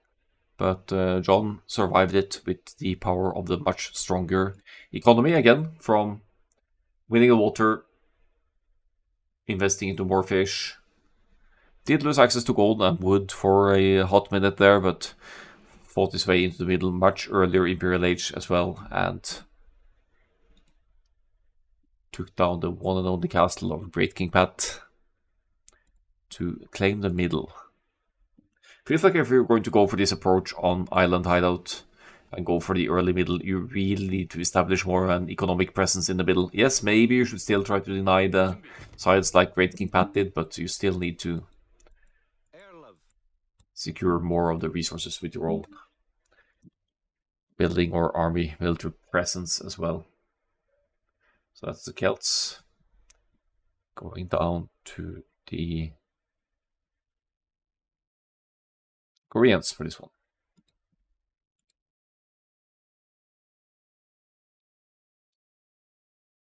Would lead us to Siberia next, quite an open land map.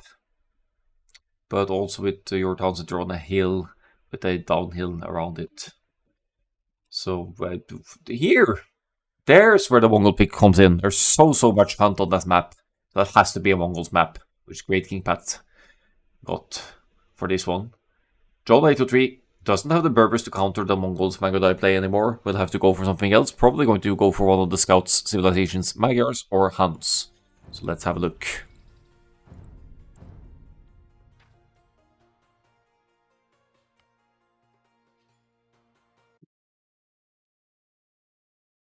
It would seem it's Scimitar up next. So then I guess one of John's maps have been picked. Mongols, it still is against the Italians. So no Mongols for Siberia, that could be an issue.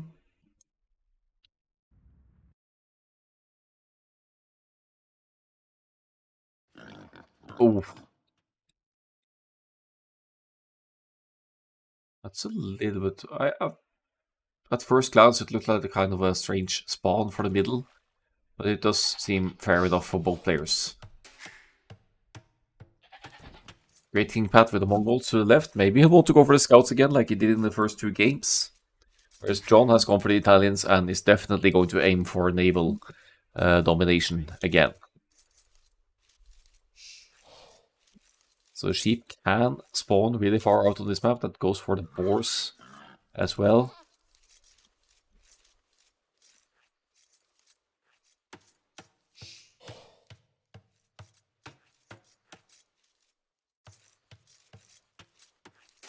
Right on the edge of the map there. That's going to be a pain for Great King Pat to discover, but he has the Mongols scouting, so hopefully he'll get to this area at some point to find them.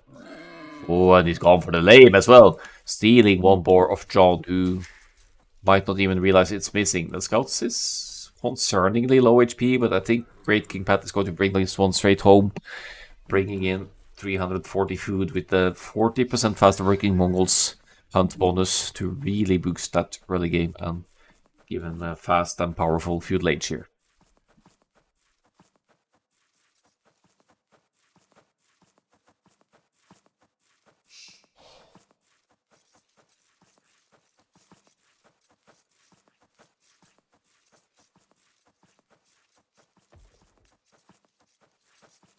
See. Does succeed in bringing it back home. Scout low HP, yes, but still able to push these deer in as well. A little bit awkward position for pushing, but not impossible. Just gonna check the edge of the map now, find the two remaining sheep as well. Is he? We're hiding away from you. We don't want to be eaten. John may or may not be looking for that boar still. In which case...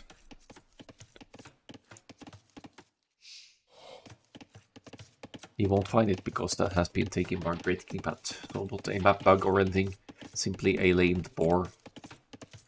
Pushing in the hunt and eating the sheep and whatnot should be fine. Well, it also is the Italians, so if Great King Pat does not go to fish, then John will have an obvious advantage because the Italians' fishing ships are cheaper and they also bring in food very quickly.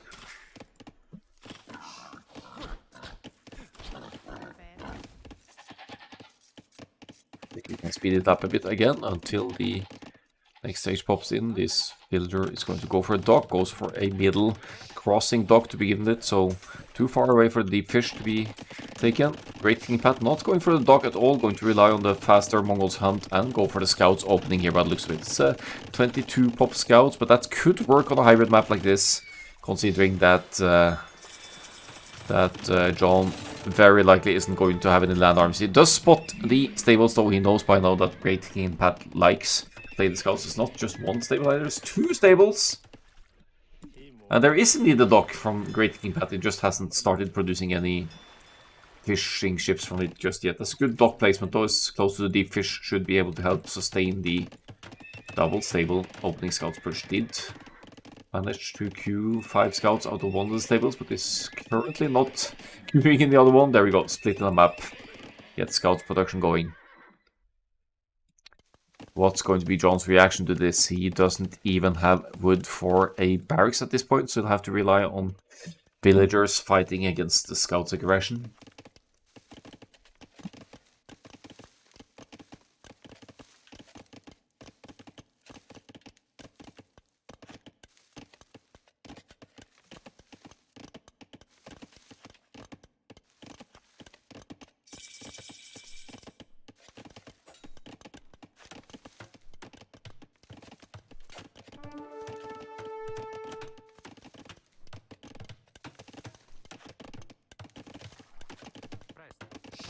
There comes up. Nice quick walls from John as well. Keeps the scouts out from entering this area. They can still get around. They won't find their way through the mountains or woodlines here. There's an opening in the back there as well, so you don't need to punch your way through. Should probably just leap around and look for other places to hit, like the gold mining situation here. Some fish from John, but they're only taking the shore fish, and the scouts could actually get some damage here as well. They could just go straight for the fishing ships. And the fishing ships wouldn't have anything around here to defend them. John spots the opening to the side, so he's not going to let the scouts through. Over there, going to lose his starting scout. But he is making some spearmen, but he's also housed, so those spearmen aren't going to be popping out just yet. Somehow conserves the life of the scout. But now the scouts will be going for the fishing ships. Nice spot of Great King Pat. Going to get some value here, as they, aside from maybe making demolition ships here, there's nothing for John to stop this, and he seems to have been a little bit greedy this game. He's got the resources to almost go fast Castle Age here, but that's being heavily obstructed by the scouts' investment of Great King Pat. Bring the ships over here and they stay alive though, at least, so I guess they'll be idled but survive for the time being. Nope, they need to go all the way to the south.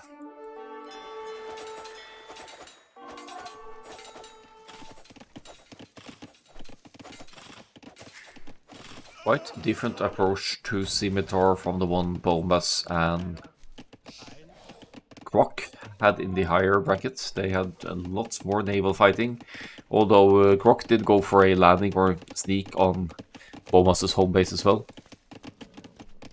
Double ranges now for John. Not the most common way to deal with scouts play, but he's going to transition into the armies now and hope to find damage on the other side. If he gets enough archers out, that's also a means to deal with the scouts, of course. Going to lose villagers here, potentially. Did lose 2 eco units. That is the fishing ships, as far as I can tell. Still brings in some resources. Still has the resources needed to click up, so could get to Castle Age and crossbows here. John, 803. But not unlikely to lose villagers here. Is he going... Oh, place the gate! Yeah! Extra value from the town center fire there with the mini trap against the scouts there for John. Meanwhile, Great King Pat has managed to free up the fishing situation down south and keeps most of the scouts alive. 10 scouts total. Did not go to gold yet. John is on the way to the Castle Age and is about to get the tower in the face, but I think his own archers should easily be able to deny that. 5 villagers moving forward for that forward tower on the gold. It's a good approach, as it will deny the only gold inside of John's base, but John is consistently making archers, and he'll also halfway to the Castle Age almost, so he'll have crossbows and bloodkits anytime soon. That was Guras Toby Bufas that did the sneak. Gotcha. Just remembered it was Bomas versus someone. Scouts now getting value. They have defense as well, so the villagers won't be able to fight off the scouts as comfortably.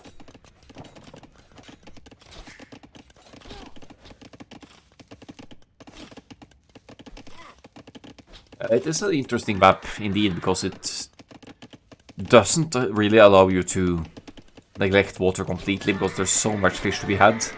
But the crossing is also so large that you will always get away with some kind of land aggression if the attention slips of your opponent. Yeah, these forward villagers not going to get a tower up for sure. No way. And John might even spot them. John might even find them. He is gonna see the villagers! John? Oh, hello. Indeed, he finds them. I don't know why they would want to place a tower there. Probably to deny the stone of John, but not successfully doing it this time around. Yeah, glad to hear you guys like to play it. Seems to have been picked somewhat frequently. Not keeping the spears close to the villagers over here. Should be 5 villagers down for Great King Pat potentially here if John keeps chasing them. And the scouts are over here. Great King Pat still not gone to gold. Heavily committed to feudalation with the Mongols. Places the market now. Will sell that food, maybe some wood, and click up to the next stage. But in the meantime, John once again has the military numbers advantage here. Has kept some of the fish alive as well. Did lose some. Did lose 2 fishing ships and 1 villager. That is acceptable losses in this situation, as he's keeping up with the economy of Great King Pat. Their fishing ship count is slightly higher for the Mongols, but the progression in terms of ages is better off for John. And yeah, if he eventually gets a dock up top side or south side, that would also change things for the overall economy. There is indeed the castle age click for Great King Pat. Sold wood and food. No, only wood to click up, which is fine. Conserving the food for whatever castle age unit. A 3rd stable popping up here. Going to commit more to scouts. Get that light cavalry upgrade as John moves down to try and find whether Pat has docked or not. No, he's not going for the fish. So this is a lot of free food for Great King Pat.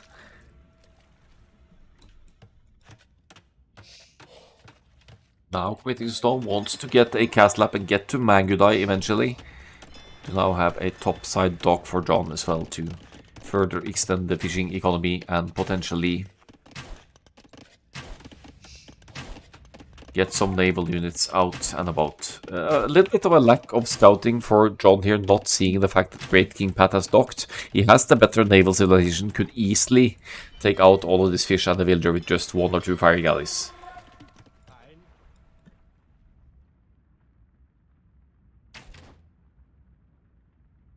So needs to scout the water. Could be yellow presence both north and south here for all John knows. But he sees lots of land armies, not expecting any naval investment at all. Fish going out to the scouts, so the scouts working out on this shallow terrain for Great King Pat. Castle Age in. Light cab potentially coming in, but the gold situation on the low side for Great King Pat. Cavalry shouldn't necessarily be a viable play against Italians though, because Italians have Genoese crossbowmen from their castles. As John just casually adds more fish. And once again looks for damage on Great King Pat's side with the crossbows. Will find the woodline over here. Could maybe get a villager snipe. And once again cleans up the scouts, leaving Great King Pat with 0 military.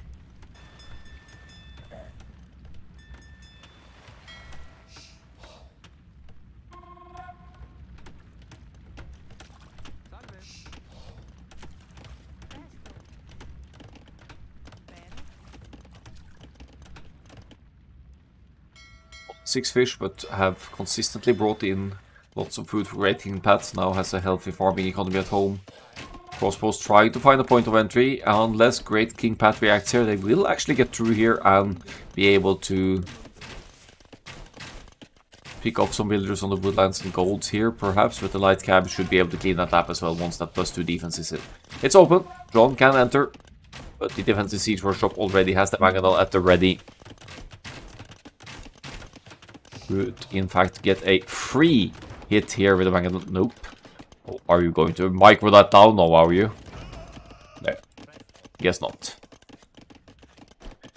Another wave of crossbows to the right hand side as well, ready to engage. As the light cab move out and look for more fishing ships to snipe. I don't know. Does it go down? Oh, great. crossbow micro there for John. But also great light cab, split up here for Great King Pat. No spearman here to defend, so crossbows going down to light cab aggression, but John is inside of Great King Pat's base, temporarily denying the gold income and forces Great King Pat to react at home as well. Tries to hit and run, but there are lots of areas to focus on at the same time here now. Mangonels from John as well. Mangonels against light cab aggression, that's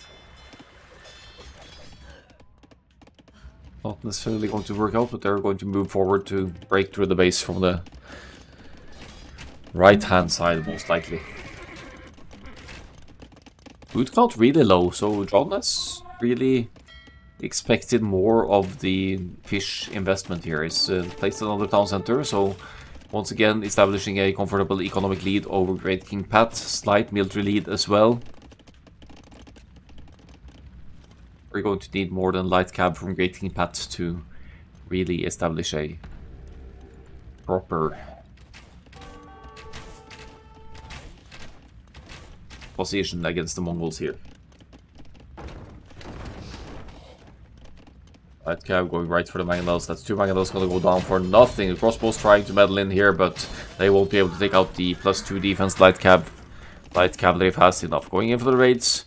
No mobile unit here for John to clean those up as we speak. So certainly an annoyance that needs to be attended to. Finally that tower foundation goes down as well.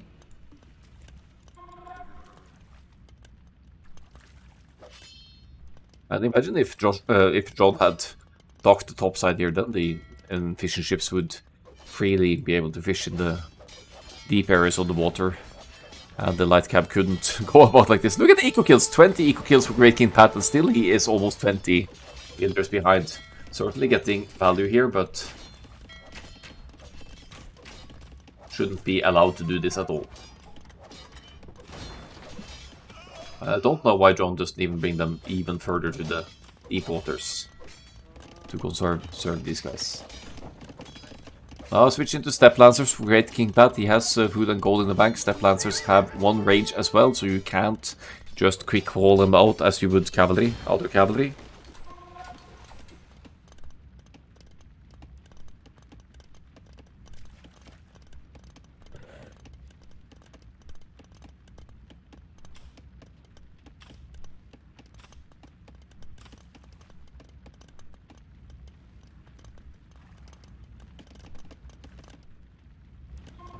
Looks like the aggression for John has ceased a bit. Is struggling for food now, running idle TC, running low big time. Got some defensive Mangonels. Why Mangonels against what is essentially only light cab and Step Lancers though? Really strange approach to things here. Yeah, he could probably wall up and boom. Could wall between the wood lines. And to the shoreline at least, to the dock. Could you wall like this and like that perhaps? Still got the economic and military advantage though. Crossbows against Step Lancers should be okay-ish. But they are an annoying unit to deal with in mass like this. 3 stables now producing the Step Lancers. Almost looking like DE release times with the Cumans, where you have Step Lancers poking around everywhere and taking out town centers way too quickly. They would stack on top of each other. You could stack 60 Step Lancers and they'd look like 4 or 5. No pikemen, no food. Not enough food to get the pikeman upgrade for this massive spearman. Might be considered a mistake from John's side, but it's also going on the aggressive with the counter-attack here. I like that. Quite a decent chunk of crossbows. Will force the Step Lancers to pull back home, I think. Still snipes fish. We really need a dock on the deep side here for John. Step Lancers should probably be able to get 1 or 2 Mangonels here, but the crossbows should be able to take out the Step Lancers as well. They don't have any particular hit points. Okay, 98. I guess it's okay, but it's still lower than the knight, and their pierce armor is lower than the knight's as well.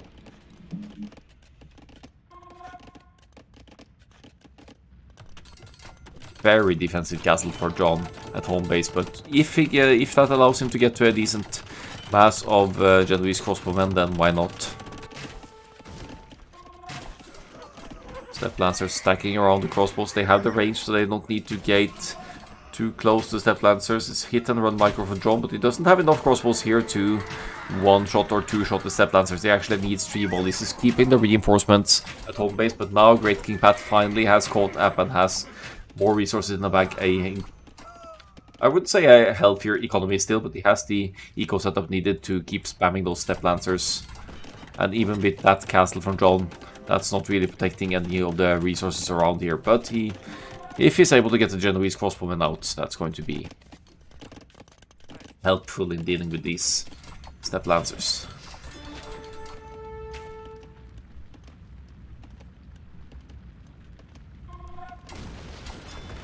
Docks going down. So no more fish for John. 803 will have to commit to farms instead. Did start Genoese crossbowman production, but is now falling behind. I won't say he's fallen completely behind just yet, because he's still has a marginal villager lead here.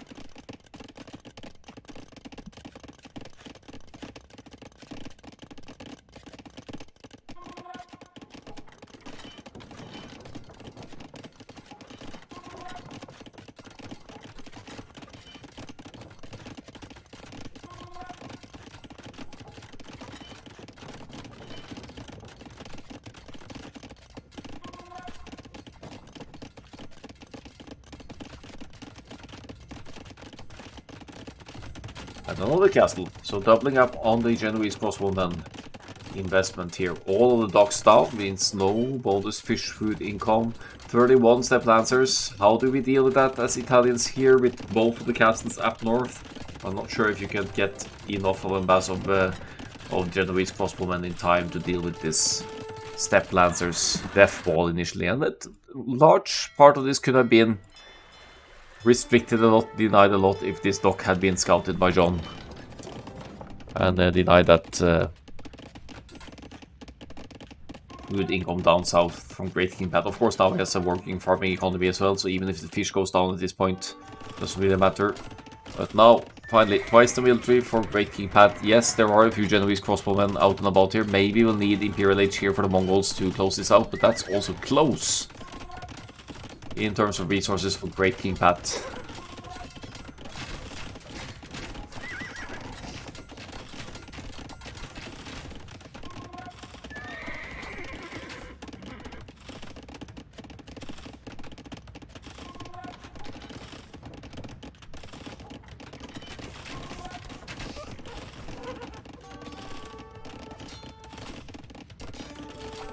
See the Genoese now got that range that works out for them.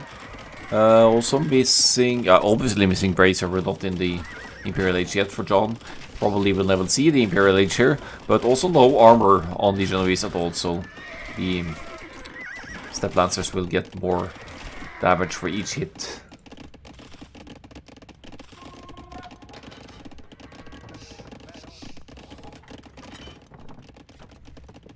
Imperial Age now on the way for Great King Pat. That leaves him quite vulnerable at this point.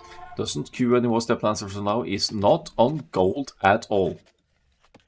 Not at all on gold. There needs to move out of the main base now to get more gold access, which is exposed terrain. Could be an issue.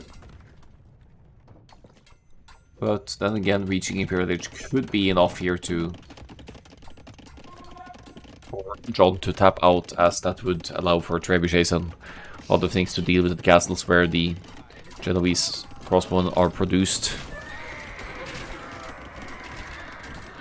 Yeah, some Genoese going down there. They're obviously trading well against the Step Lancers, but John isn't producing at all. He's got a low wood and gold count here, and is getting surrounded by the Step Lancers. Can't really hit and run against that. That's lots of units going down for John, as Great King Pat has 1.5 minutes to go to the next stage.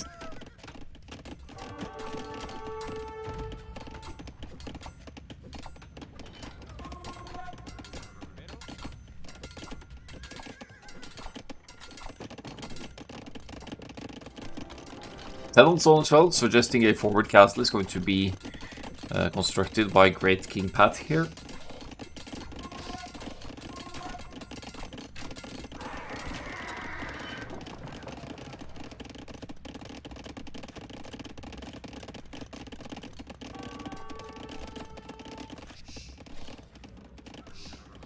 "58 eco units killed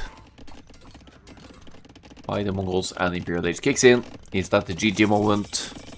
Not yet. John is still going to try and survive this and get back. He does have 2 castles after all, but if he loses the castle, it surely is GG. He's lost the water. 2 land units, I might add. He's trying to reball. That's probably not going to be happening here. Great King Pat still not back on gold though, so that puts the units production on hold for a bit, makes it harder to afford the siege weapons, the trebuchets as well.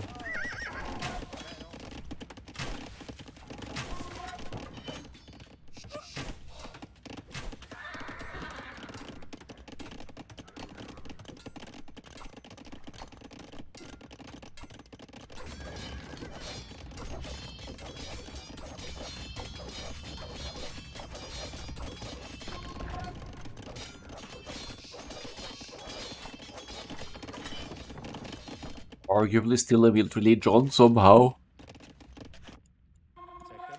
Has more economy as Great King Pat has stocked the top side as well.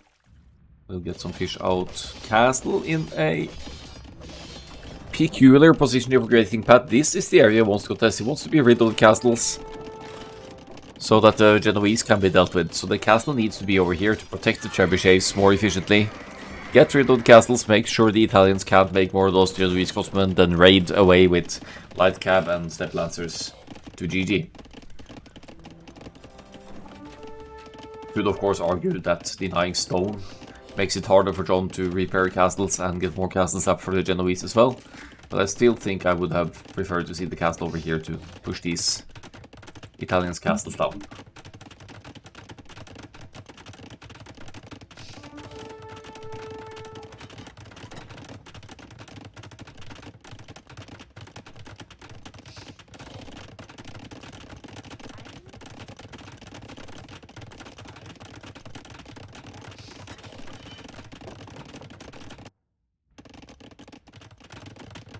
Castle will complete though, so that's a point of refuge for Great King Pat's armies as well. The elite step lancers for the 2 step lancers on the field. Great priorities at work here. Wants to get that elite upgrade in to keep spamming those nasty boys now at 124 hit points. That's about the same as a Castle Age Knight. How did John win game 4? He sold wood and food, made bomber cannons and pushed back, and Great King Pat refused to boom. So John was able to fight back the Celts.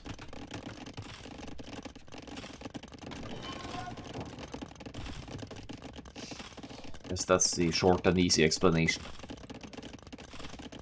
Triple stables, step lancer production 16 on gold now. Where are we collecting gold? Down the shoreline. John can't really stop that from happening. Trebuchet is out. Is that going to go down to the Genoese? No. And John is still Castle Age as well, so I don't see any way back for him here, as he needs to get bomber cannons out to deal with the trebuchets and arguably the castle or his own trebuchets. And yeah, he's nowhere near that Imperial Age click is trying to expand across the map again, but suffering against elite step lancers raids now. Still got more economy, that's probably why he keeps playing, because still got an economic numbers advantage, not a necessarily a resource advantage. Great King Pat only 1000 more resources total. Goodbye input Italians. Yeah. Yeah, but that would waste all of your gold as well. Maybe after securing this area, I'm saying securing, that's not quite true. But that's true, it is 15% cheaper to go to input Italians, and he has a huge chunk of Genoese crossbowmen now to protect any bomber cannons or trebuchets when or if he makes it to the Castle Age himself.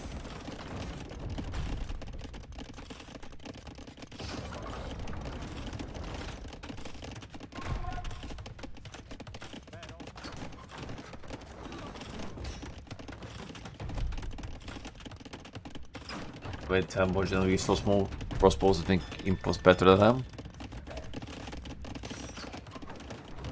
Not if you want to keep the cavalry away though, but Great King Pat isn't really producing that much either. He's got a couple of trebuchets pushing down. Maybe he's finally going to get closer to the castles, and the Genovese crossbowmen out of position. Is John finally going to see that there's some fishing going on here?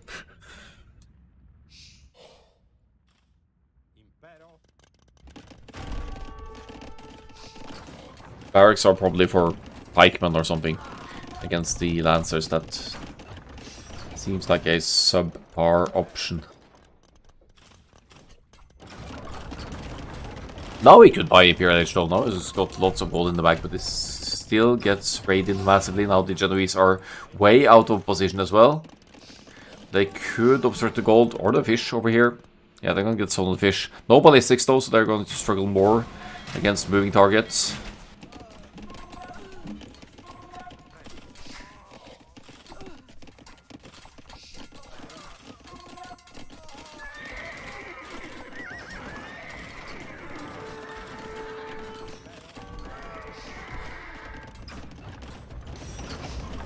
Let's see. Doesn't the match command only work with live games? I don't know. I don't know how that works.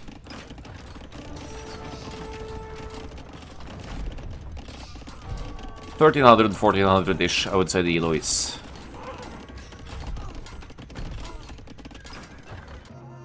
Genovese out of position, which leaves the Elite Step Lancers free to raid even more castles. About to go down. No Imperial Age possible for John.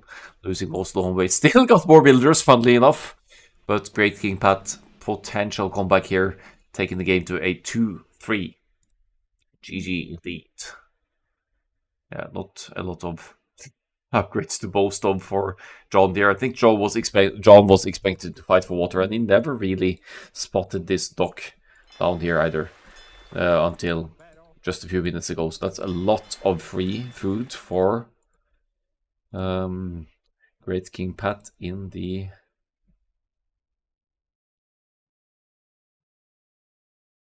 early game here.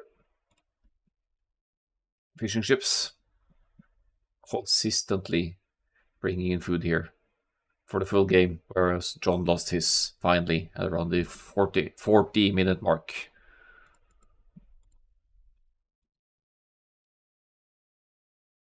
Yeah, that's an intended thing with this map. These small patches here that you can dock closer to the deep fish eventually. Usually you dock closer to home or the middle to control the middle first, but you can always dock on these patches. That's intentional. 203 to 120, that's a lot of builders. 91 builders total there. Overall resources quite alike here. 42k to 40k resources, but John that's not succeeding in making it to his advantage this time around.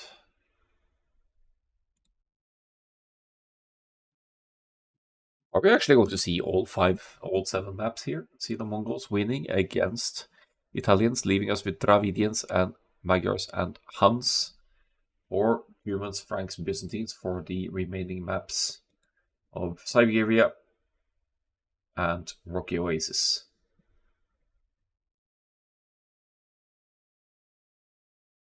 I suppose we'll see Siberia next, since it's John's pick. In which case, we already spent Mongols. There's so much hunt on that map. But it's also a very open land map, so Franks or Cuman scouts would work out nicely there, as would Magyars or Huns. I'm ruling Dravidians out completely from that one, but we'll see. Should be a scouts matchup. Yes, indeed, Siberia. It's Franks versus Magyars, relatively classic civilization matchup there. And Great King Pat still needs to win to have a chance to win this set. So snowy map, as you can see. Siberia it is. Lots of patches of hunt on this map. So I can't believe why Great King Pat would use Mongols for Scimitar rather than here. But that's what they did. The hunt is still going to be collected quickly and bring in lots of bonus food as you go. Push it in from the edges as well, I guess, to boost your food income for a nice and early food age. But likely one of the patches of deer will be milled at some point as well, because there aren't any baddies or anything to mill here. So your town center is in the ditch. Aside from some straggled trees, you need to move out for safe wood access. Got golden stone underneath your TC as well, so that facilitates scouts or no archers or towers aggression, I'd guess.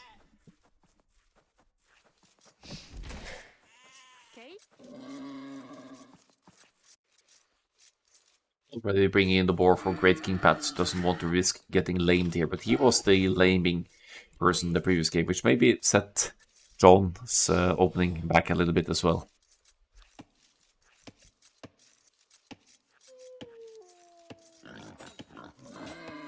Speaking of laming, he's on a laming spree again. This Great King Pat lamed successfully in the previous game on Scimitar. Does John see the boar flee? He should be seeing it on the map. He'll try to move out to catch up, perhaps.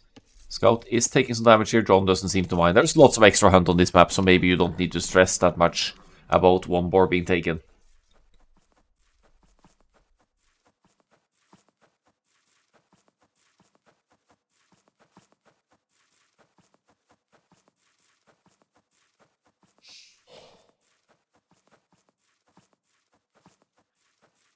Definitely successfully going to bring that boar home. He's playing it dirty, but it's also one game down. So it only makes sense to try and take any advantage you can at this point. It is going to affect your own scouting, but it doesn't seem like Great King Pat is struggling significantly for now. Bringing in a 340 food boost for the Franks over here.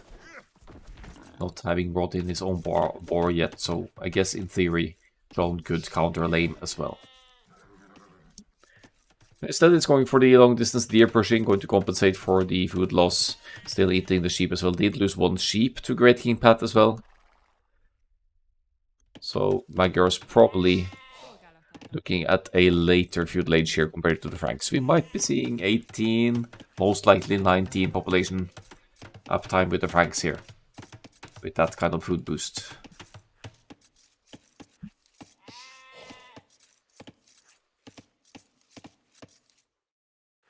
That's it. Not going to see any particular Dark Age aggression anymore now. Let's just speed it up a little bit and see what the feudal age will bring us. John almost losing scout to TC. Is he feeling the pressure now for this best of 7? Feudal age being clicked by Great King Pat. Well ahead of John, about 1 minute lead entering the feudal age here.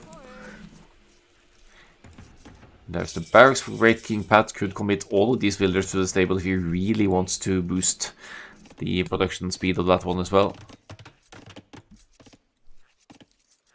It's been a slightly low on wood and compensates by tasking all 5 villagers to construct the stable to get as much of an advantage in the production timing over the Magyars as possible. 21 population up for John with the Magyars. Did have some idle TC time as well, struggling for some food, but the idle TC times are comparable. Probably some multitasking causing that for Great King Pat as well, but he will be the first one to produce more scouts if he starts producing them. And they both lost hit points on their initial scout as well. John also committing 5 villagers to build a stable, doesn't take any chances here, has to rush it up as quickly as possible to keep up. Magyar scouts 15% cheaper, so that helps in this matchup as well as having instant forging, the first attack upgrade. That gives them better, allows them to take better fights against the opposing Frank's scouts until they can research the similar upgrades. Already going to gold for Great King Pat, might be going for, like a previous game, going to go for some extra or some archers to add to the scouts' aggression. Yeah, John lost Island Hideout, and he lost Scimitar as well. No, John won Island Hideout, and he lost Scimitar, yeah.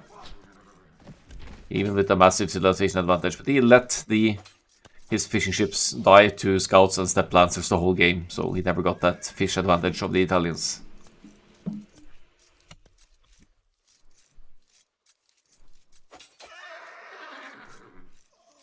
5 scouts to 3 scouts, so numbers advantage for the Franks. Will want to rush the attack upgrade quickly as well, I should say, just to keep up with the Magyar's upgrades.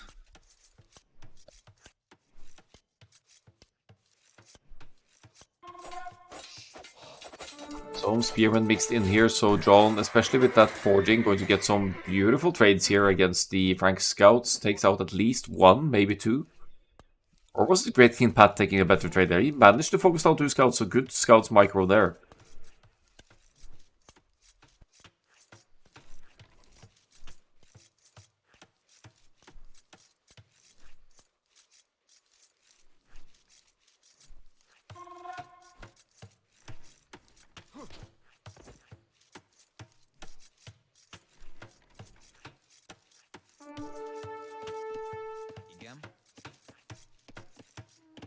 Oh, some spread out scouts here. John chasing that stray scout. Oh, the Franks should be able to catch up with that one. 3 scouts for John. 8 scouts for Great King Pat. Probably double stables again. No? Only 1 stable actually. It's just conserved the numbers nicely here. Oh, find some hunters far out. No spearmen to defend these. That could be lots of villagers going down. This could be a short game if this keeps up. For John. John does run away with some villagers. That's at least 1 villager going down. Those should be more. He's also going to gold. Really wants to get bloodlines, if I'm going to guess. Tries the quick wall, doesn't succeed. 2 villagers down. That has to be a 3rd one, maybe a 4th one as well. Even if it's close to the TC, I think at this point you just commit, get another villager, and keep all of the scouts alive. Not bad at all.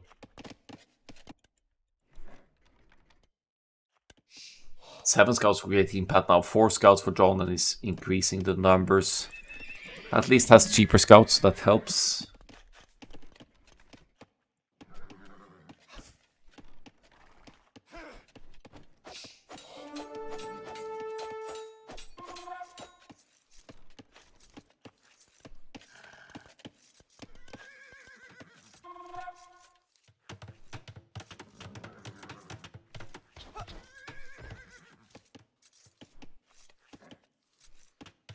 Scouts punishing the wood, and here look at the wood count of John. It's not looking bad. That's the only wood line of John, I believe, so that's quite exposed. Scouts engaging against that. No spearmen. They are joining in, but in the meantime Great King Pat is going to get some decent trades against these ones. Not fantastic because he still doesn't have any of the blacksmith upgrades. He is mining gold for whatever reason, but he takes out all of the scouts, which is massive value against the Magyars here, I guess. Again, John needs to replenish the numbers. He's got the spears, but the spears aren't really fast enough to catch up with the scouts. Blocking the villager, escaping there as well. John losing a 7th villager and is struggling. Oh, about to lose the 7th one. Did she makes it at... No, she doesn't. Almost.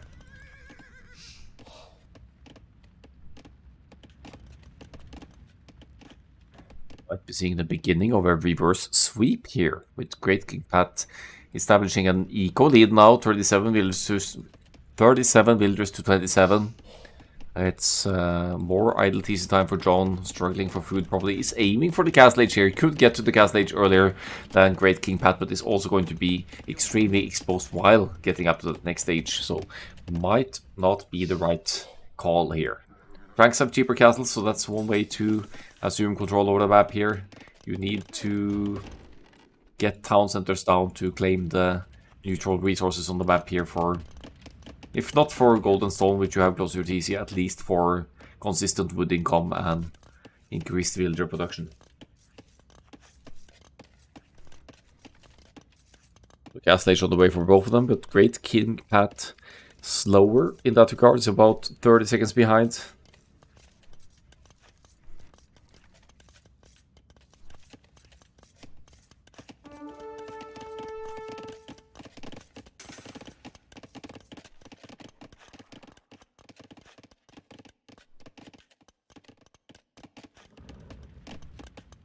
Like scouts still doing work. Could get another kill here. No upgrades though. No blacksmith upgrades, and tries to commit but doesn't get it.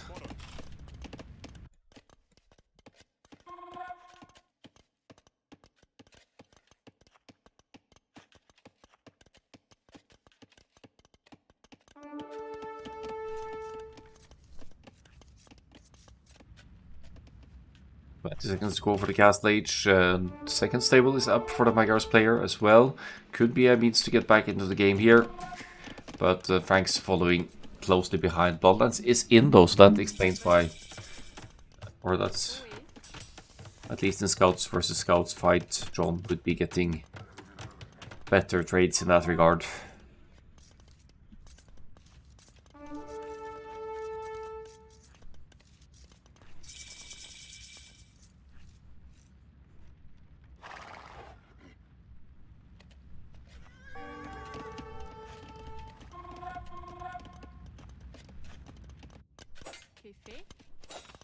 There's 2 attack for the Magyar's Scouts now. And Knights in production as well for both the players. Do we have 2 stables for Great Pat? Once again, looking at the exposed resources, he's found a woodline to, or is yet again trying to expose the woodline here. Still the only woodline of John. John nearly able to afford a new DC, should be going up somewhere around here to secure continued goal access. But he's at risk of... Oh, the gate is open! Could have been disastrous, even though there's still no light cab actually. No, still not locked, but the spearmen are joining in here, so the scouts should not, or light cab should not be able to enter over here.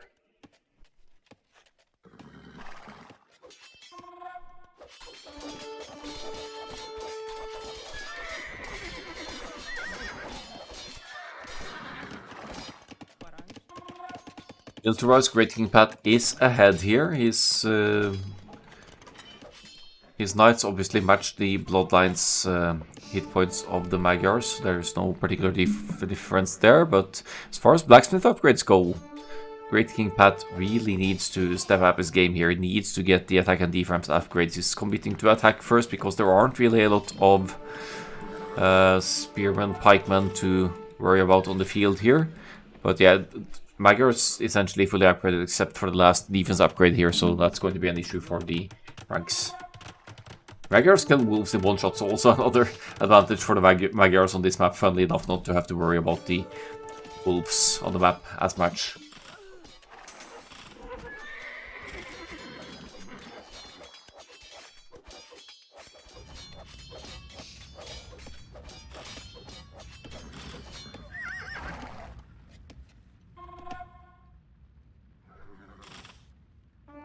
Just to lead for Great King Pat, but is lacking upgrades in cavalry versus cavalry fights. John is going to get great fights here now underneath Towns of the Fire. Not +2 defense, that hurts the knights a lot, even though it idles John's economy a little bit as well. The KD is as even as it can get, but Great King Pat did, after all, manage to take out 9 villagers from John, and John still has the higher idle TC time, so Great King Pat at a comfortable economic advantage here.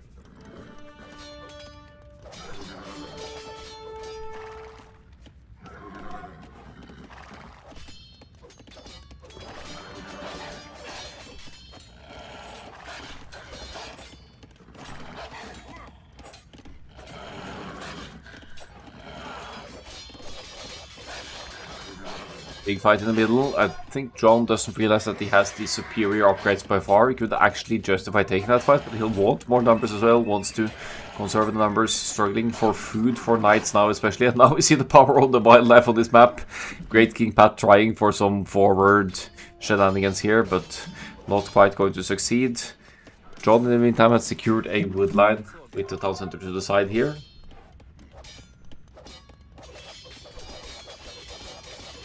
Sounds like Breaking Bad. What does?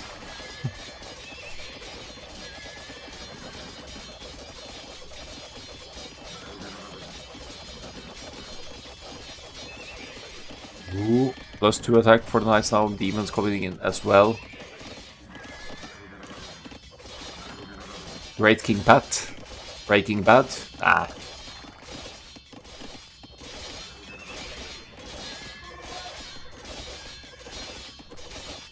That's your German ears messing with you.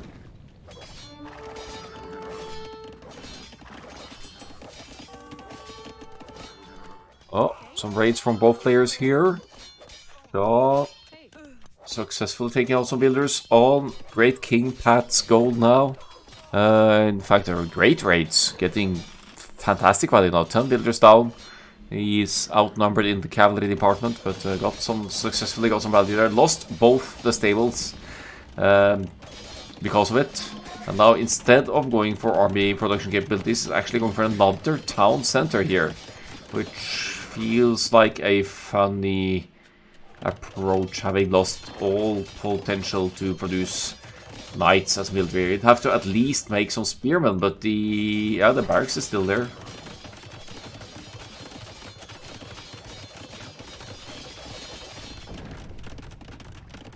You were talking about TV show, yeah, fair enough. It's probably struggling to say Great King Pat quickly enough. But I have been consistently emphasizing the T's, so shouldn't be any confusion. Town center gets denied by John over here. And upgrades wise, they're dead even now. However, Great King Pat with the... Has it been one stable the whole time? How does Great King Pat have this advantage with numbers advantage with only one stable producing? That's crazy.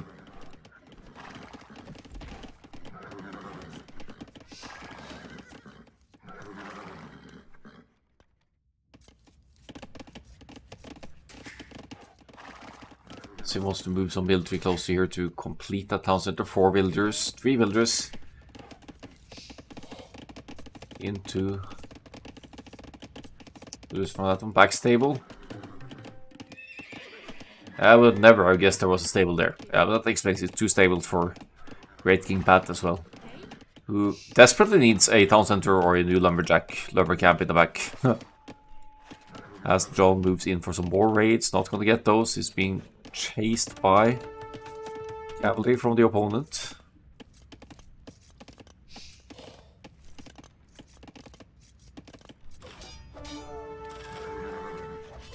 Or great raids here in the economy. John is going to struggle big time to get any kind of military production going, taking economic losses like this.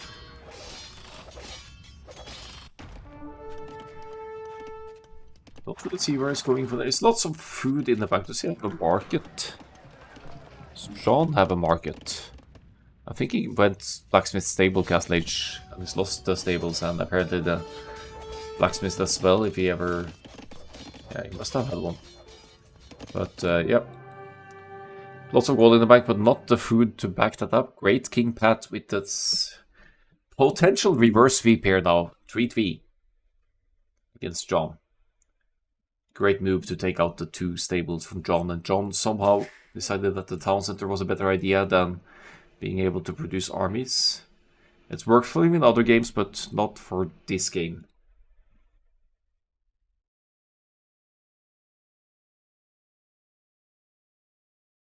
Pretty noticeable resources collected difference as well because of the early villager kills, no doubt about that. KD slightly in favor of John, but economy-wise falling behind, struggling to... He actually collected a lot more gold, but he not nearly as much food, and that makes it hard to commit to the knights. Maybe... I mean, long-term cavalry archers would be great against Franks, but John was in low position to get to a deadly mass in this game. So our last game is going to be on Rocky Oasis.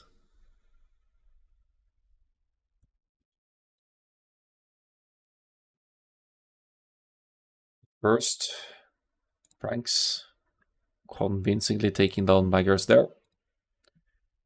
That would be John 803 losing a second of his old map. Leaving us with Rocky Oasis. Where also I would have expected to see Lithuanians, right? But they've spent as well. Lots of relics on Rocky Oasis as the game goes on. But... what are we going to see? Humans, second DC on the woodline perhaps to free up some of the relics. You can't really wall off safely, but Byzantines being the last pick, I don't really see that happening either. I'm favoring Huns over Dravidians, but you never know. So I'd say it's going to be Huns, Cumans, another cavalry matchup for this one. Indeed it is.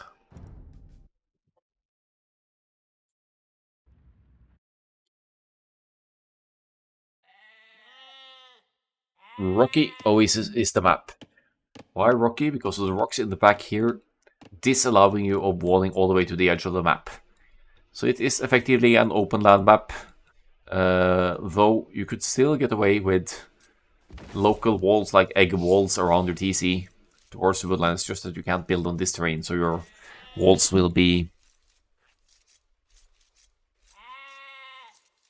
you say, less efficient because you can't wall all the way to the edge of the map, so you will still be quite exposed, especially to ranged and siege attacks. Plenty of relics on this map, it's just that they're hidden in between the forest. 30 relics total, which also explains why there are slightly fewer neutral resources, I guess.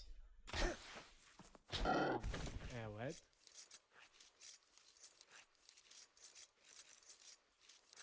Or back on the rocks there is the MVP. This guy?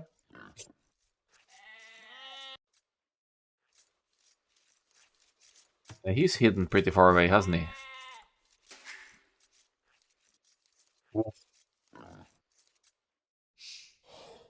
Two boars, but one really far away.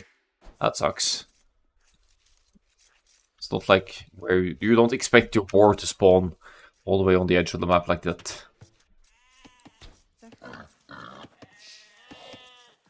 So John is going to think he's been lamed again, probably, because of that boar in the back.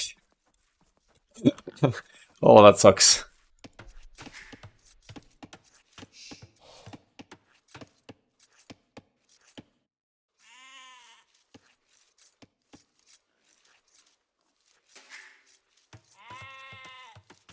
Oh. Yes, it's going to be another lame attempt from Great King Pat, but he's going to struggle to find that one. I think they both are going to struggle to find that one. He does find a sheep, though, so that's value.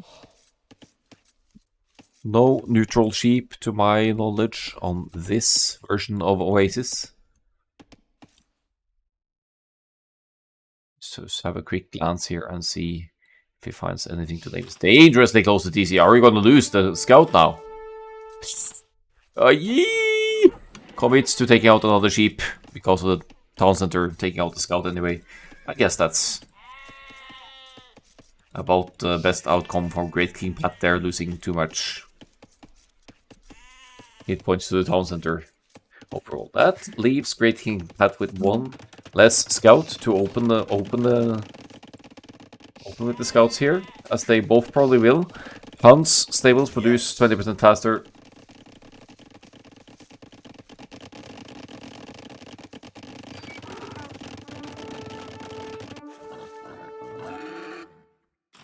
Yeah, I can understand why John is wondering about that, but there are in fact two boars on the map. It's just painfully far away.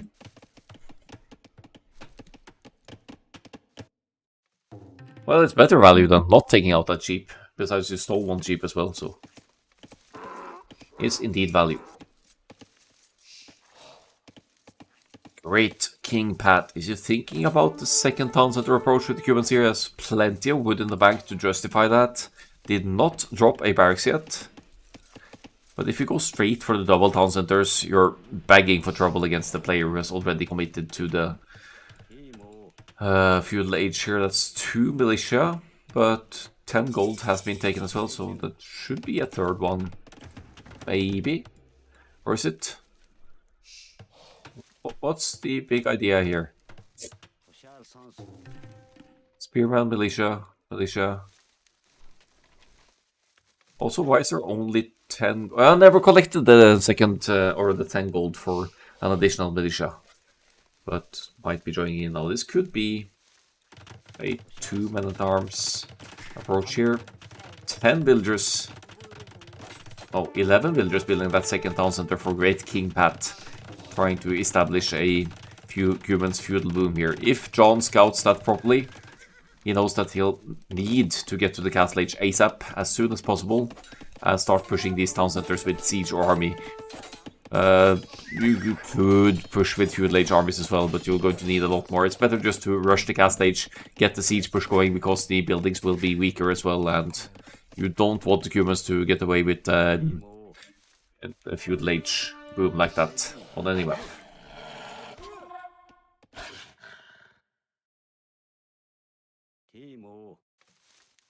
I would say it's easier for me to say GKP, to be honest. Could say it in Norwegian, could say GKP, that would be easier, but...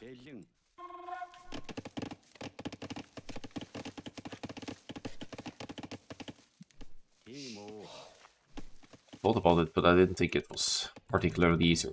Archery range coming up for John here.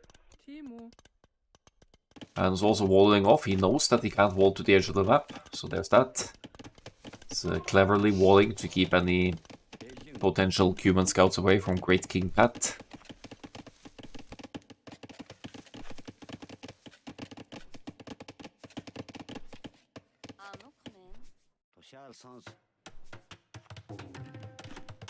I was wondering for a moment there if that was a lumber camp, but it's house walling to further secure the feudal moving. The villagers, no, the archers, they have one archer range on either side. This is... That's an interesting approach, and it's going to take them forever to get over. Extended feudal age aggression with archers here. 2 town centers pretty close together for humans. It's just playing right into Great King Pat's hands here to go archers against this. Might get the odd off pick off of builders. One here, one there, but once that farming economy is good enough to keep making builders, it's gonna be pretty tough to do any damage at all here for John.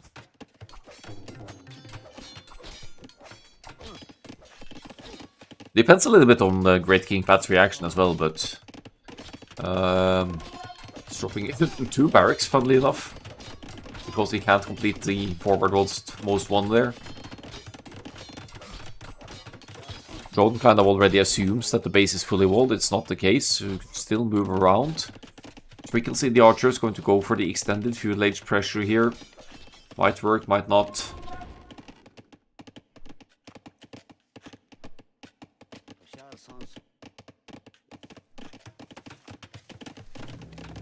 There's the rage for the humans as well, so a little bit of skirmisher defense here perhaps. Just to keep the archers from going into the farming economy and find places to hide out to idle the economy. Still double rage production from the Huns. Going to be powerful if you can somehow manage to get to the castle age ahead of the humans. And now Great King Pat is committing to skirmishers. So that's going to delay his castle age. Some farms here. Everything is value at this point.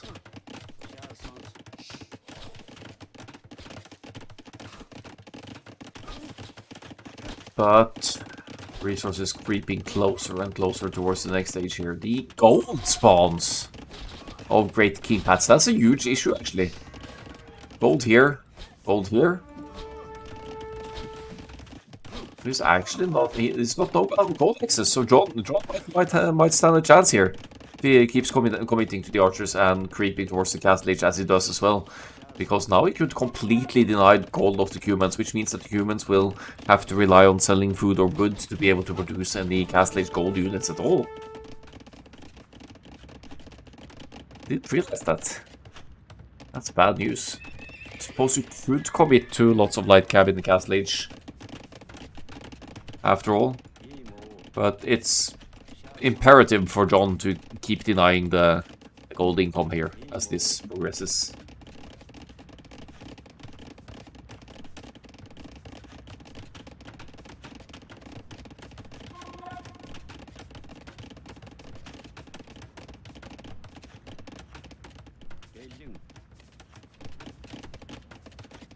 Don't love the fact that John has pulled away. But Great King Pat still not able to click to the Castle Age here, so it's not going to get any town center up to secure this gold anytime soon. It's not producing scouts off the stables, he's using the market now, gonna sell some food and gold to get to that next age.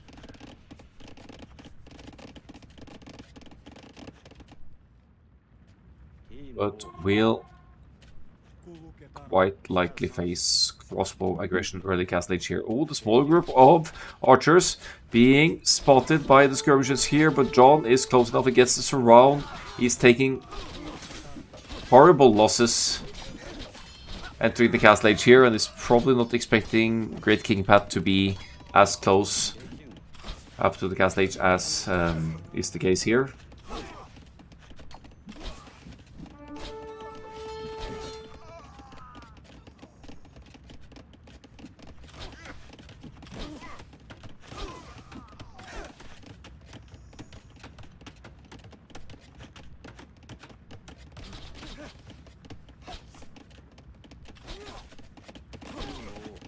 I have to say, great archer's aggression here. Some greedy farming going on here for Great King Pat. He could still sell lots of wood to get some initial gold income going for the cavalry production.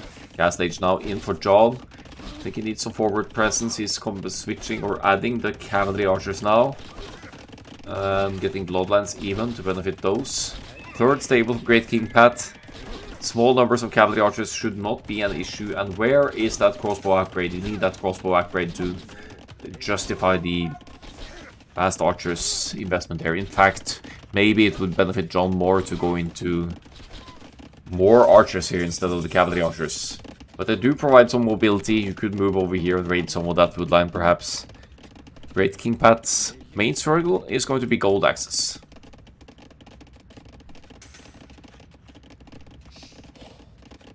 On into a defensive siege workshop as well. That can be built in the feudal age for the Cumans. So that might have been ready upon entering the Castle Age here to get the first mangonel out as quickly as possible.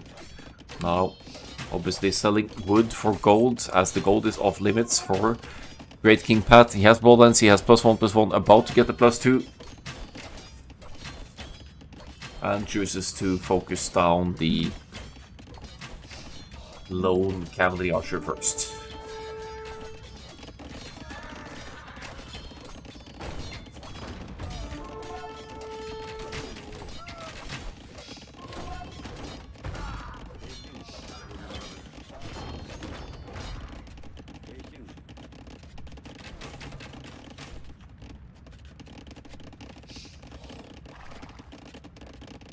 And with the crossbow mass now, fully upgraded almost, missing ballistics for the crossbows, but now it's full on cavalry archer production, which does kind of make sense against Cuman's knights. The cavalry archers move more quickly once you get husbandry in, but it's also 3 town centers for John here, so he's trying to catch up to the Cuman's economy and getting relatively close here. I guess for set up for another long semi-boomy game with players struggling to close out the game by taking each other out. When is Great King Pat going to get that gold access though?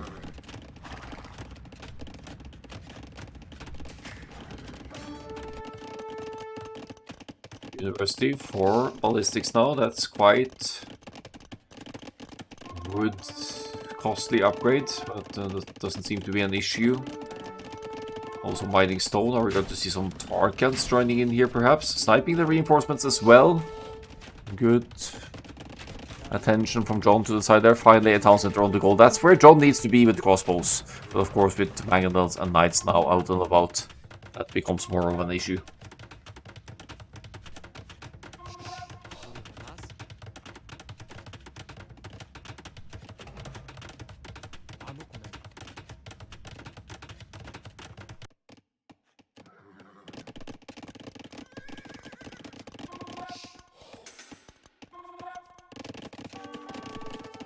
Relic is actually a progress for Great King Pat over here, so he could get a little bit of gold boost through the relics. Maybe this is a game that goes to the Imperial Age, where we'll actually see if some players commit to Onager tech just to get access to more of the relics around here. It's a potential play. We actually even saw someone attempting a fast imp relic control play on this map and a different cast. The Hunt's 25% cavalry archers starting to pay off here though. 21 cavalry archers and counting, and that's about twice as many as there are knights for Great King Pat. Husbandry is still not in, so the knights are faster now. And in the Imperial Age, the Human's cavalry moves 15% faster as well, so the heavy cavalry archers will be about the same movement speed as the Hunt's cavalry archers. Town Center securing the gold now, gives Great King Pat continued gold access.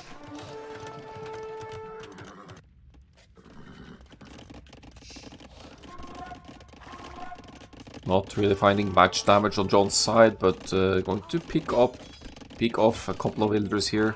Arguably value. John's still behind economy-wise, but John is really just trying to get to that deadly cavalry archer mass. He needs to hold on to that. Try to get like 50, 60 cavalry archers. Get to the Imperial Age, get heavy cavalry archers, and use that speed and mobility to just dominate.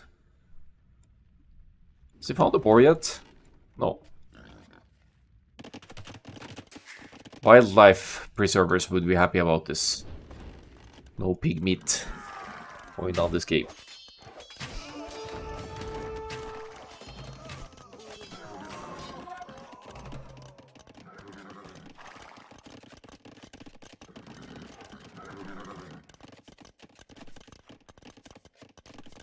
"13 knights and counting, 3 stables producing, no cavalry archer production currently for John, even though he has the resources too. Is popping out villagers, still not fully walled. Good. Then again, it's not really necessarily a Hunt's play to opt for early full walls. Trying to add pikemen, that's also a good addition to have in front of your cavalry archers. And seeding lots of farms to prepare for that eventual Imperial Age click. Ballistics in. Tambering on the way. I thought it might be in already. It's not. And just a sneaky knight from this side. Might have had some pathing issues while the rest of the group come from this direction. Committing to the production buildings of John, like we saw as a successful play in the previous game. Cavalry archers should be able to chase away this knight's group, no problem though, and then John can commit to repairs. In fact, he's committing to repairs already, doesn't want to make the same mistake as the previous game. Does he get them in time though? 2 villagers? No, he doesn't. But he has wood to replenish or replace that archery range, so that shouldn't be an issue.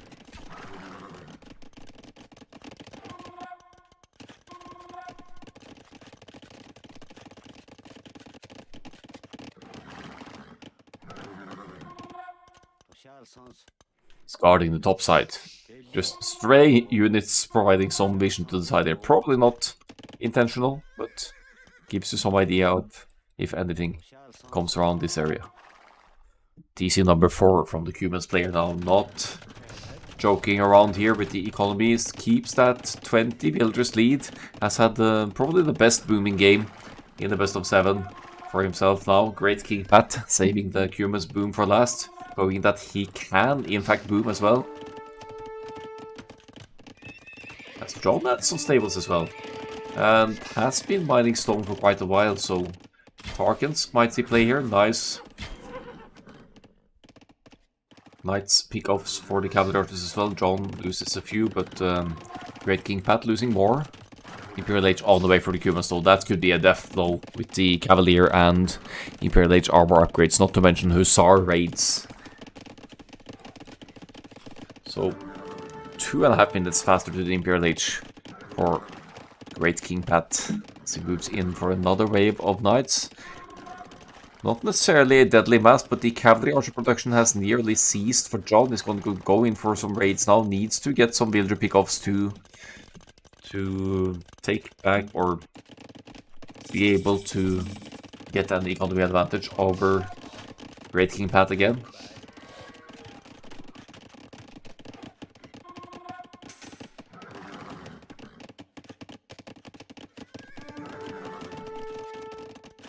Pikemen are here.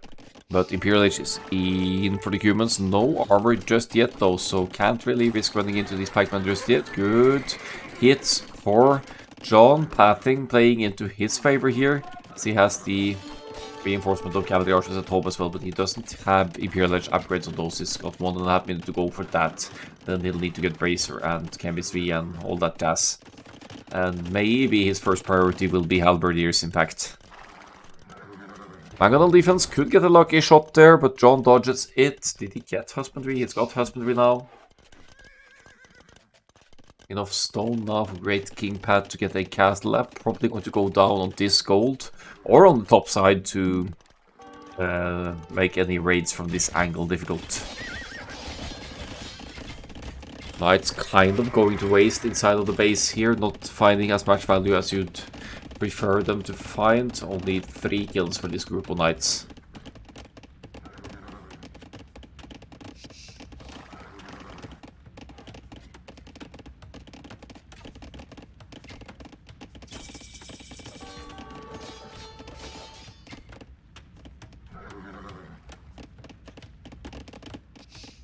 So how many cavalry archers now? 32 cavalry archers. Imperial Age is in. No bracer, just straight for the light cavalry for John. John wants to get hussars in front of the cavalry archers.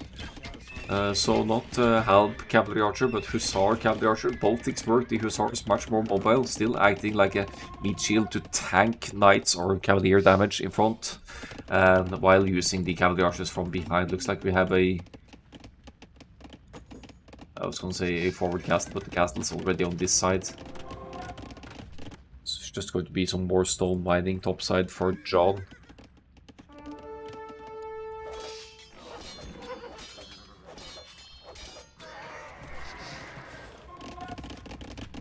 Also drops a market to tweak the resources a bit. Probably a good idea with the 3000 wood is floating currently. Could go into more cavalry archers as well, as Parthian tactics just completed.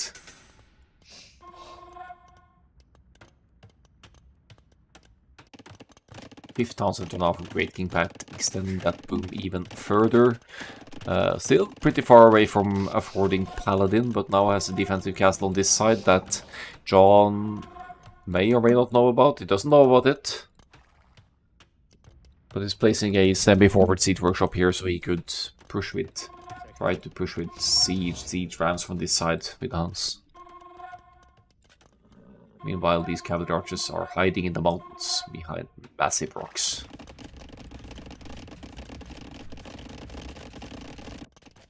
Speed it up just a little bit, because they're both just really preparing their armies for the death blow here now. Hans, in fact, at pop cap here now. Great King Pat at 161 population. Mangonels, will they get any hits in here? Good dodge from John. Now close enough for the Mangonels to safely take down one of them perhaps, but split up the groups as well. It is a good split because it denies further stables from completing for Great King Pat, and the Mangonels go down as well, but at what cost? Lost quite a few cavalry archers there. Heavy cavalry archers should be affordable shortly, especially if you sell some wood, but now the cavaliers dive into raid. Or dive in to fight against the cavalry archers here. Paladin just seconds away for Great King Pat as well, so got lots of food and gold in the back now, ready to just pump out more paladins. Maybe Paladin Elite Skirmisher is the play here, because you have quite a chunk of pikemen, presumably soon to become halberdiers on the field as well.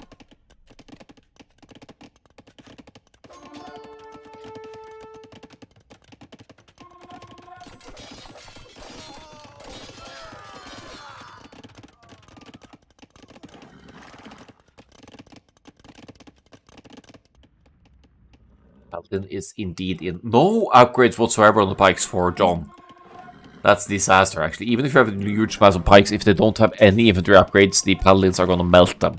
So if Great King Pat realizes that, he can just dive in and eat the pikemen, no problem.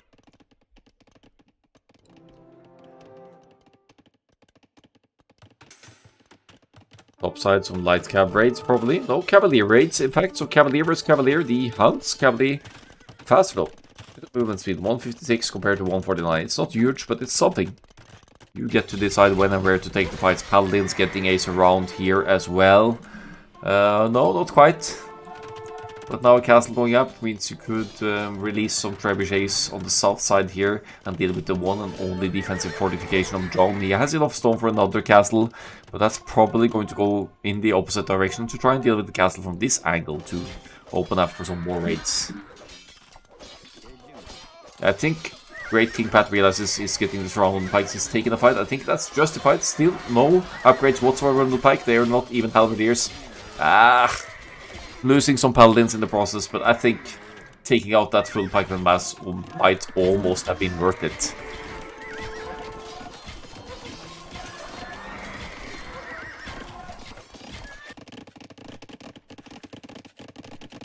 More relics collected by Great King Pat as well, so that's something. It's gonna be more of that as we go as well. Hounds, in fact, don't get Onager, so they can't really cut through the woods. But the humans can, so that could be a massive gold boost, especially for the very late game. Yeah, as John is going to try for a Halb Siege Ram push up top. And with only cavalry on the field, that could be a tough one for Great King Pat to handle, but it's going to take some time to get that army composition going as well, as another castle goes down at home base.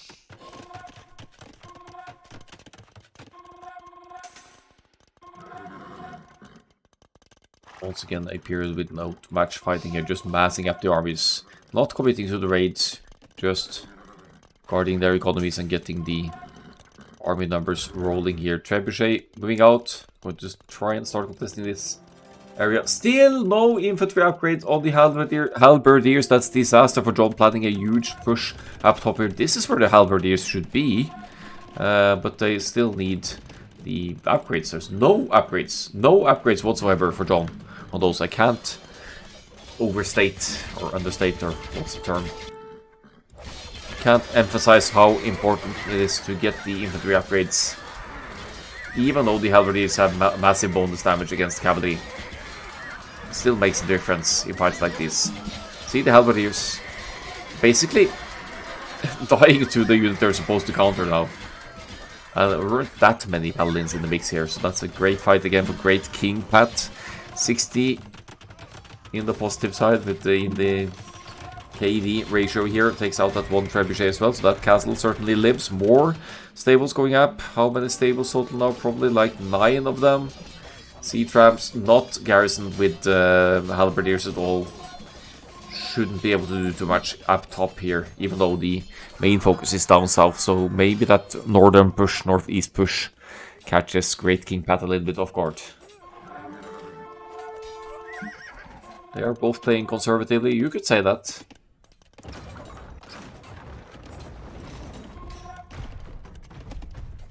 I would have gone scouts over straight second town center with the feudal age, in the feudal age on this map though. And I would also have gone rush that castle age a lot more with the Huns to counteract that double town center situation. Alright, top side, some light cab raids coming in here. Siege rams might succeed in taking out that castle, but the paladins are streaming in here as well. Should be an easy cleanup for Great King Pat on the light cab raids here, but he should be sending some trickle of units over here as well. He's producing hussars from here, but he has the stables control group or uses the select all with a gathering point up north, so they're going in the wrong direction. Now the trebuchets are going down for free, but you could say that the trebuchets have gotten their value as well, as they've taken out at least one castle over here. Top side, paladins and hussars now pushing here instead. No halberdiers on this side, so this is a great area for Great King Pat to focus on at this point.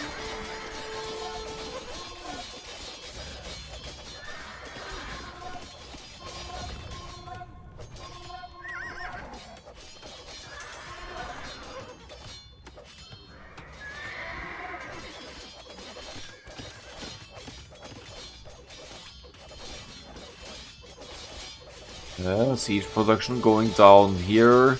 Both at population cap here. Where is this game going? They're splitting the map in half. They still both have gold and wood axes, gold and food axes. But I guess the humans could be considered to be in a better position here now. Elite Kipchak coming in.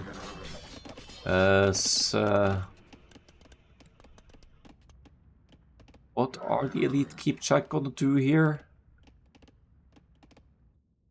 I mean, I guess you could hit and run against the Halberdiers. They do decent against the Cavaliers as well. Don't think they would trade well against Cavalry Archer, but that's those Cavalry Archers, they are history. It's mainly Halberdiers for John now, and he's pop capped, so he can't currently field more units. His resources are looking lacking. Lots of stone in the bank. Halb siege push on the side, a good idea on paper, but only one trebuchet here to deal with the castles. And still no infantry upgrades on the Halberdiers, unfortunately, but they have been playing for more than 3 hours at this point if they played this best of 7 set in the full, in a consecutive manner. Maybe they split it up across several days, I wouldn't know. But assuming that they played it all in one go, they've been playing for more than 3.5 hours at this point, so obviously that's going to affect your decision making. That's why the Paladins and Hussars can trade that well against the Halberdiers.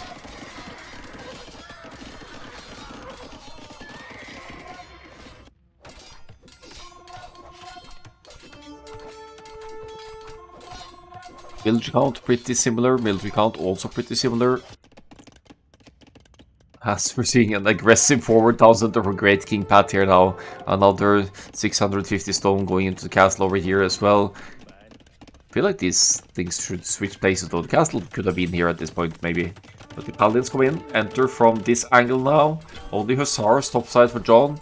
It's going to get to a point where he's going to struggle for gold, especially if that castle had gone up over here. Then John would lose access to this gold as well. He does have one relic, but that's about it. And as far as I can tell, this is the only gold he has access to at this point, so gold, huge issue for John in just a matter of minutes. Could be the game deciding factor here, gold access. More relics to grab, so that could be a savior in terms of gold income. As the humans trebuchets create an opening for more paladins to stream in here. No quick walls will be made by the builders because there are hussars here to stop that from happening. Still no upgrades on the infantry, so with more paladins joining here, John is going to take some serious losses. Aina manages to re-wall with stone. Topside, just a few hussars and paladins here, restricting any further expansion. Topside here as well.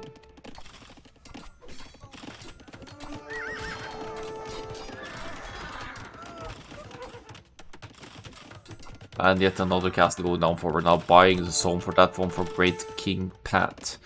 Don't think he has any more stone to mine, to be honest.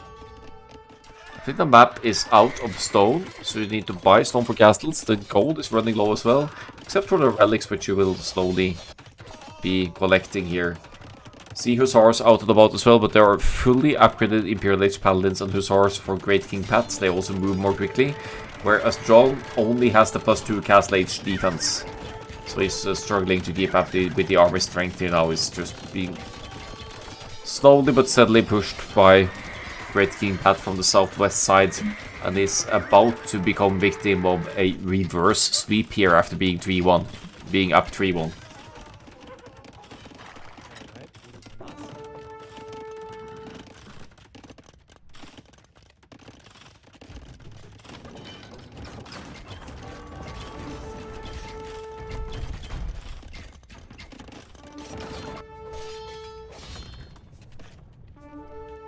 Alps and hussars here. John now officially out of gold, except for that slow relics, trickle 2 relics, but it's 4 relics for Great King Pat. He's still mining gold as well. He's effectively in control of all of the golds now, even denies this one.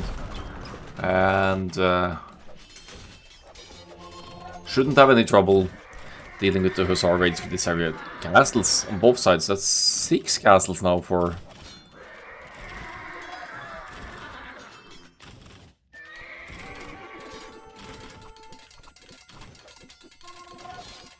6 castles, I think, for Great King Pat. 1, 2, 3, 4, 5, 6. Yeah. Might lose 1 to the Halberdiers here. Finally, the defense upgrade comes in for the Halberdiers for John, but still going to take some time to get the fully upgraded ones. Going to need gold for the next few ones. Huge issue as the Paladins and Hussars stream in from the back here. They're going to commit to taking out the Trebuchets. Definitely worth the dive as the replenishing of armies should still be coming in from Great King Patters. So got 21 Kipchaks, elite Kipchaks on the field as well. Now raiding the woodlands, taking out more villagers. Got ballistics for them. Got all of the upgrades. I guess the score is the deceiving bit here, as there's only 2,000 points between them. But Great King Pat certainly with a much better economic standpoint here. I think Trev's more accurate, yeah, but there's only a few of them, so if you take them out, wouldn't really matter. It doesn't matter for Great King Pat to lose this forward castle anyway. It's we just essentially just buy another one.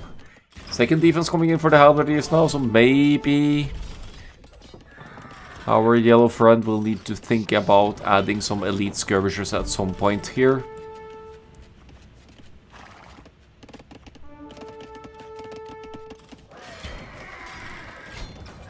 John has kind of weathered the storm, but they're both at 150 population now.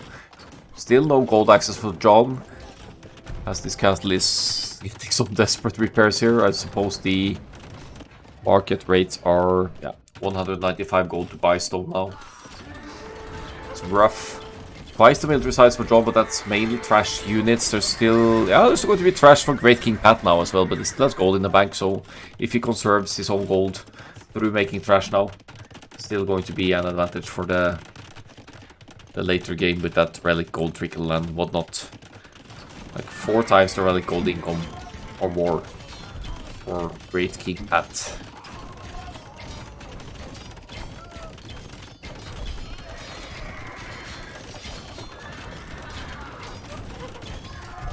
Yeah, almost 200 gold to buy 100 stone at this rate.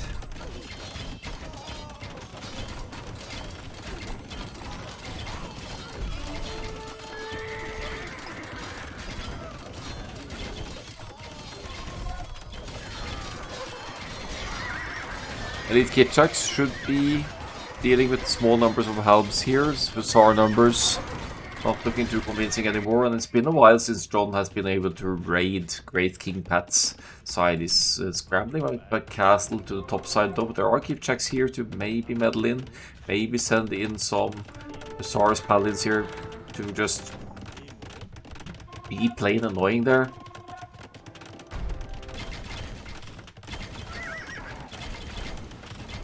30 elite Kipchaks on the field now, and Hussars to go in front of them as well. So it's like combination comparable to the Cavalry Archer Hussar combination.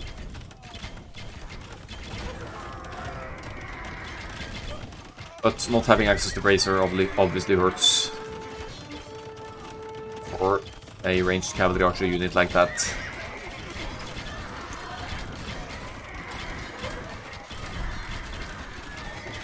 This is the decider game. They're 1 hour 12 minutes in, and neither player obviously wants to give up until it's too late. And for John, it's a matter of gold control here. Great King Pat takes the win with a bit of an abrupt ending here for John. Maybe he finally noticed the boar. No, still didn't find that. Sucks to not find a boar in the end game like that, but it's there. It's just so close to the edge of the map. So, very unfortunate, but by definition of bugs, not really a bug. GG, well played. Great King Pat with the reverse sweep. Somehow bringing that home after 3 match points for John. But, long set certainly could mess with your decision making. And the civilization drafting and civilization picks might have caught John off guard as well. Hard fought indeed. That scimitar game you must have been kicking yourself for, because that's one you should win with Italians in most cases.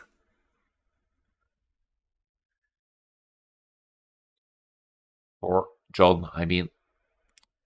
If he's not watching now, maybe he re-watches at some point. Well played indeed. Back and forth.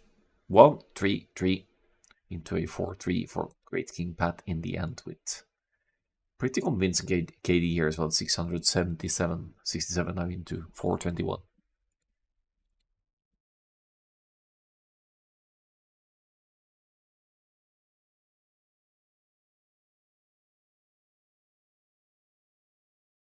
So, once again, let's throw Rocky Oasis into GKP's hands. No Byzantines were harmed in this video, but it was the Cumans winning against the Huns. And we could also go into the challenge tab to show the progress of the tournament. 8 players bracket in this case. And the final. Going like this. Pretty epic. But also exhausting to cast. See you well late. Thanks for joining.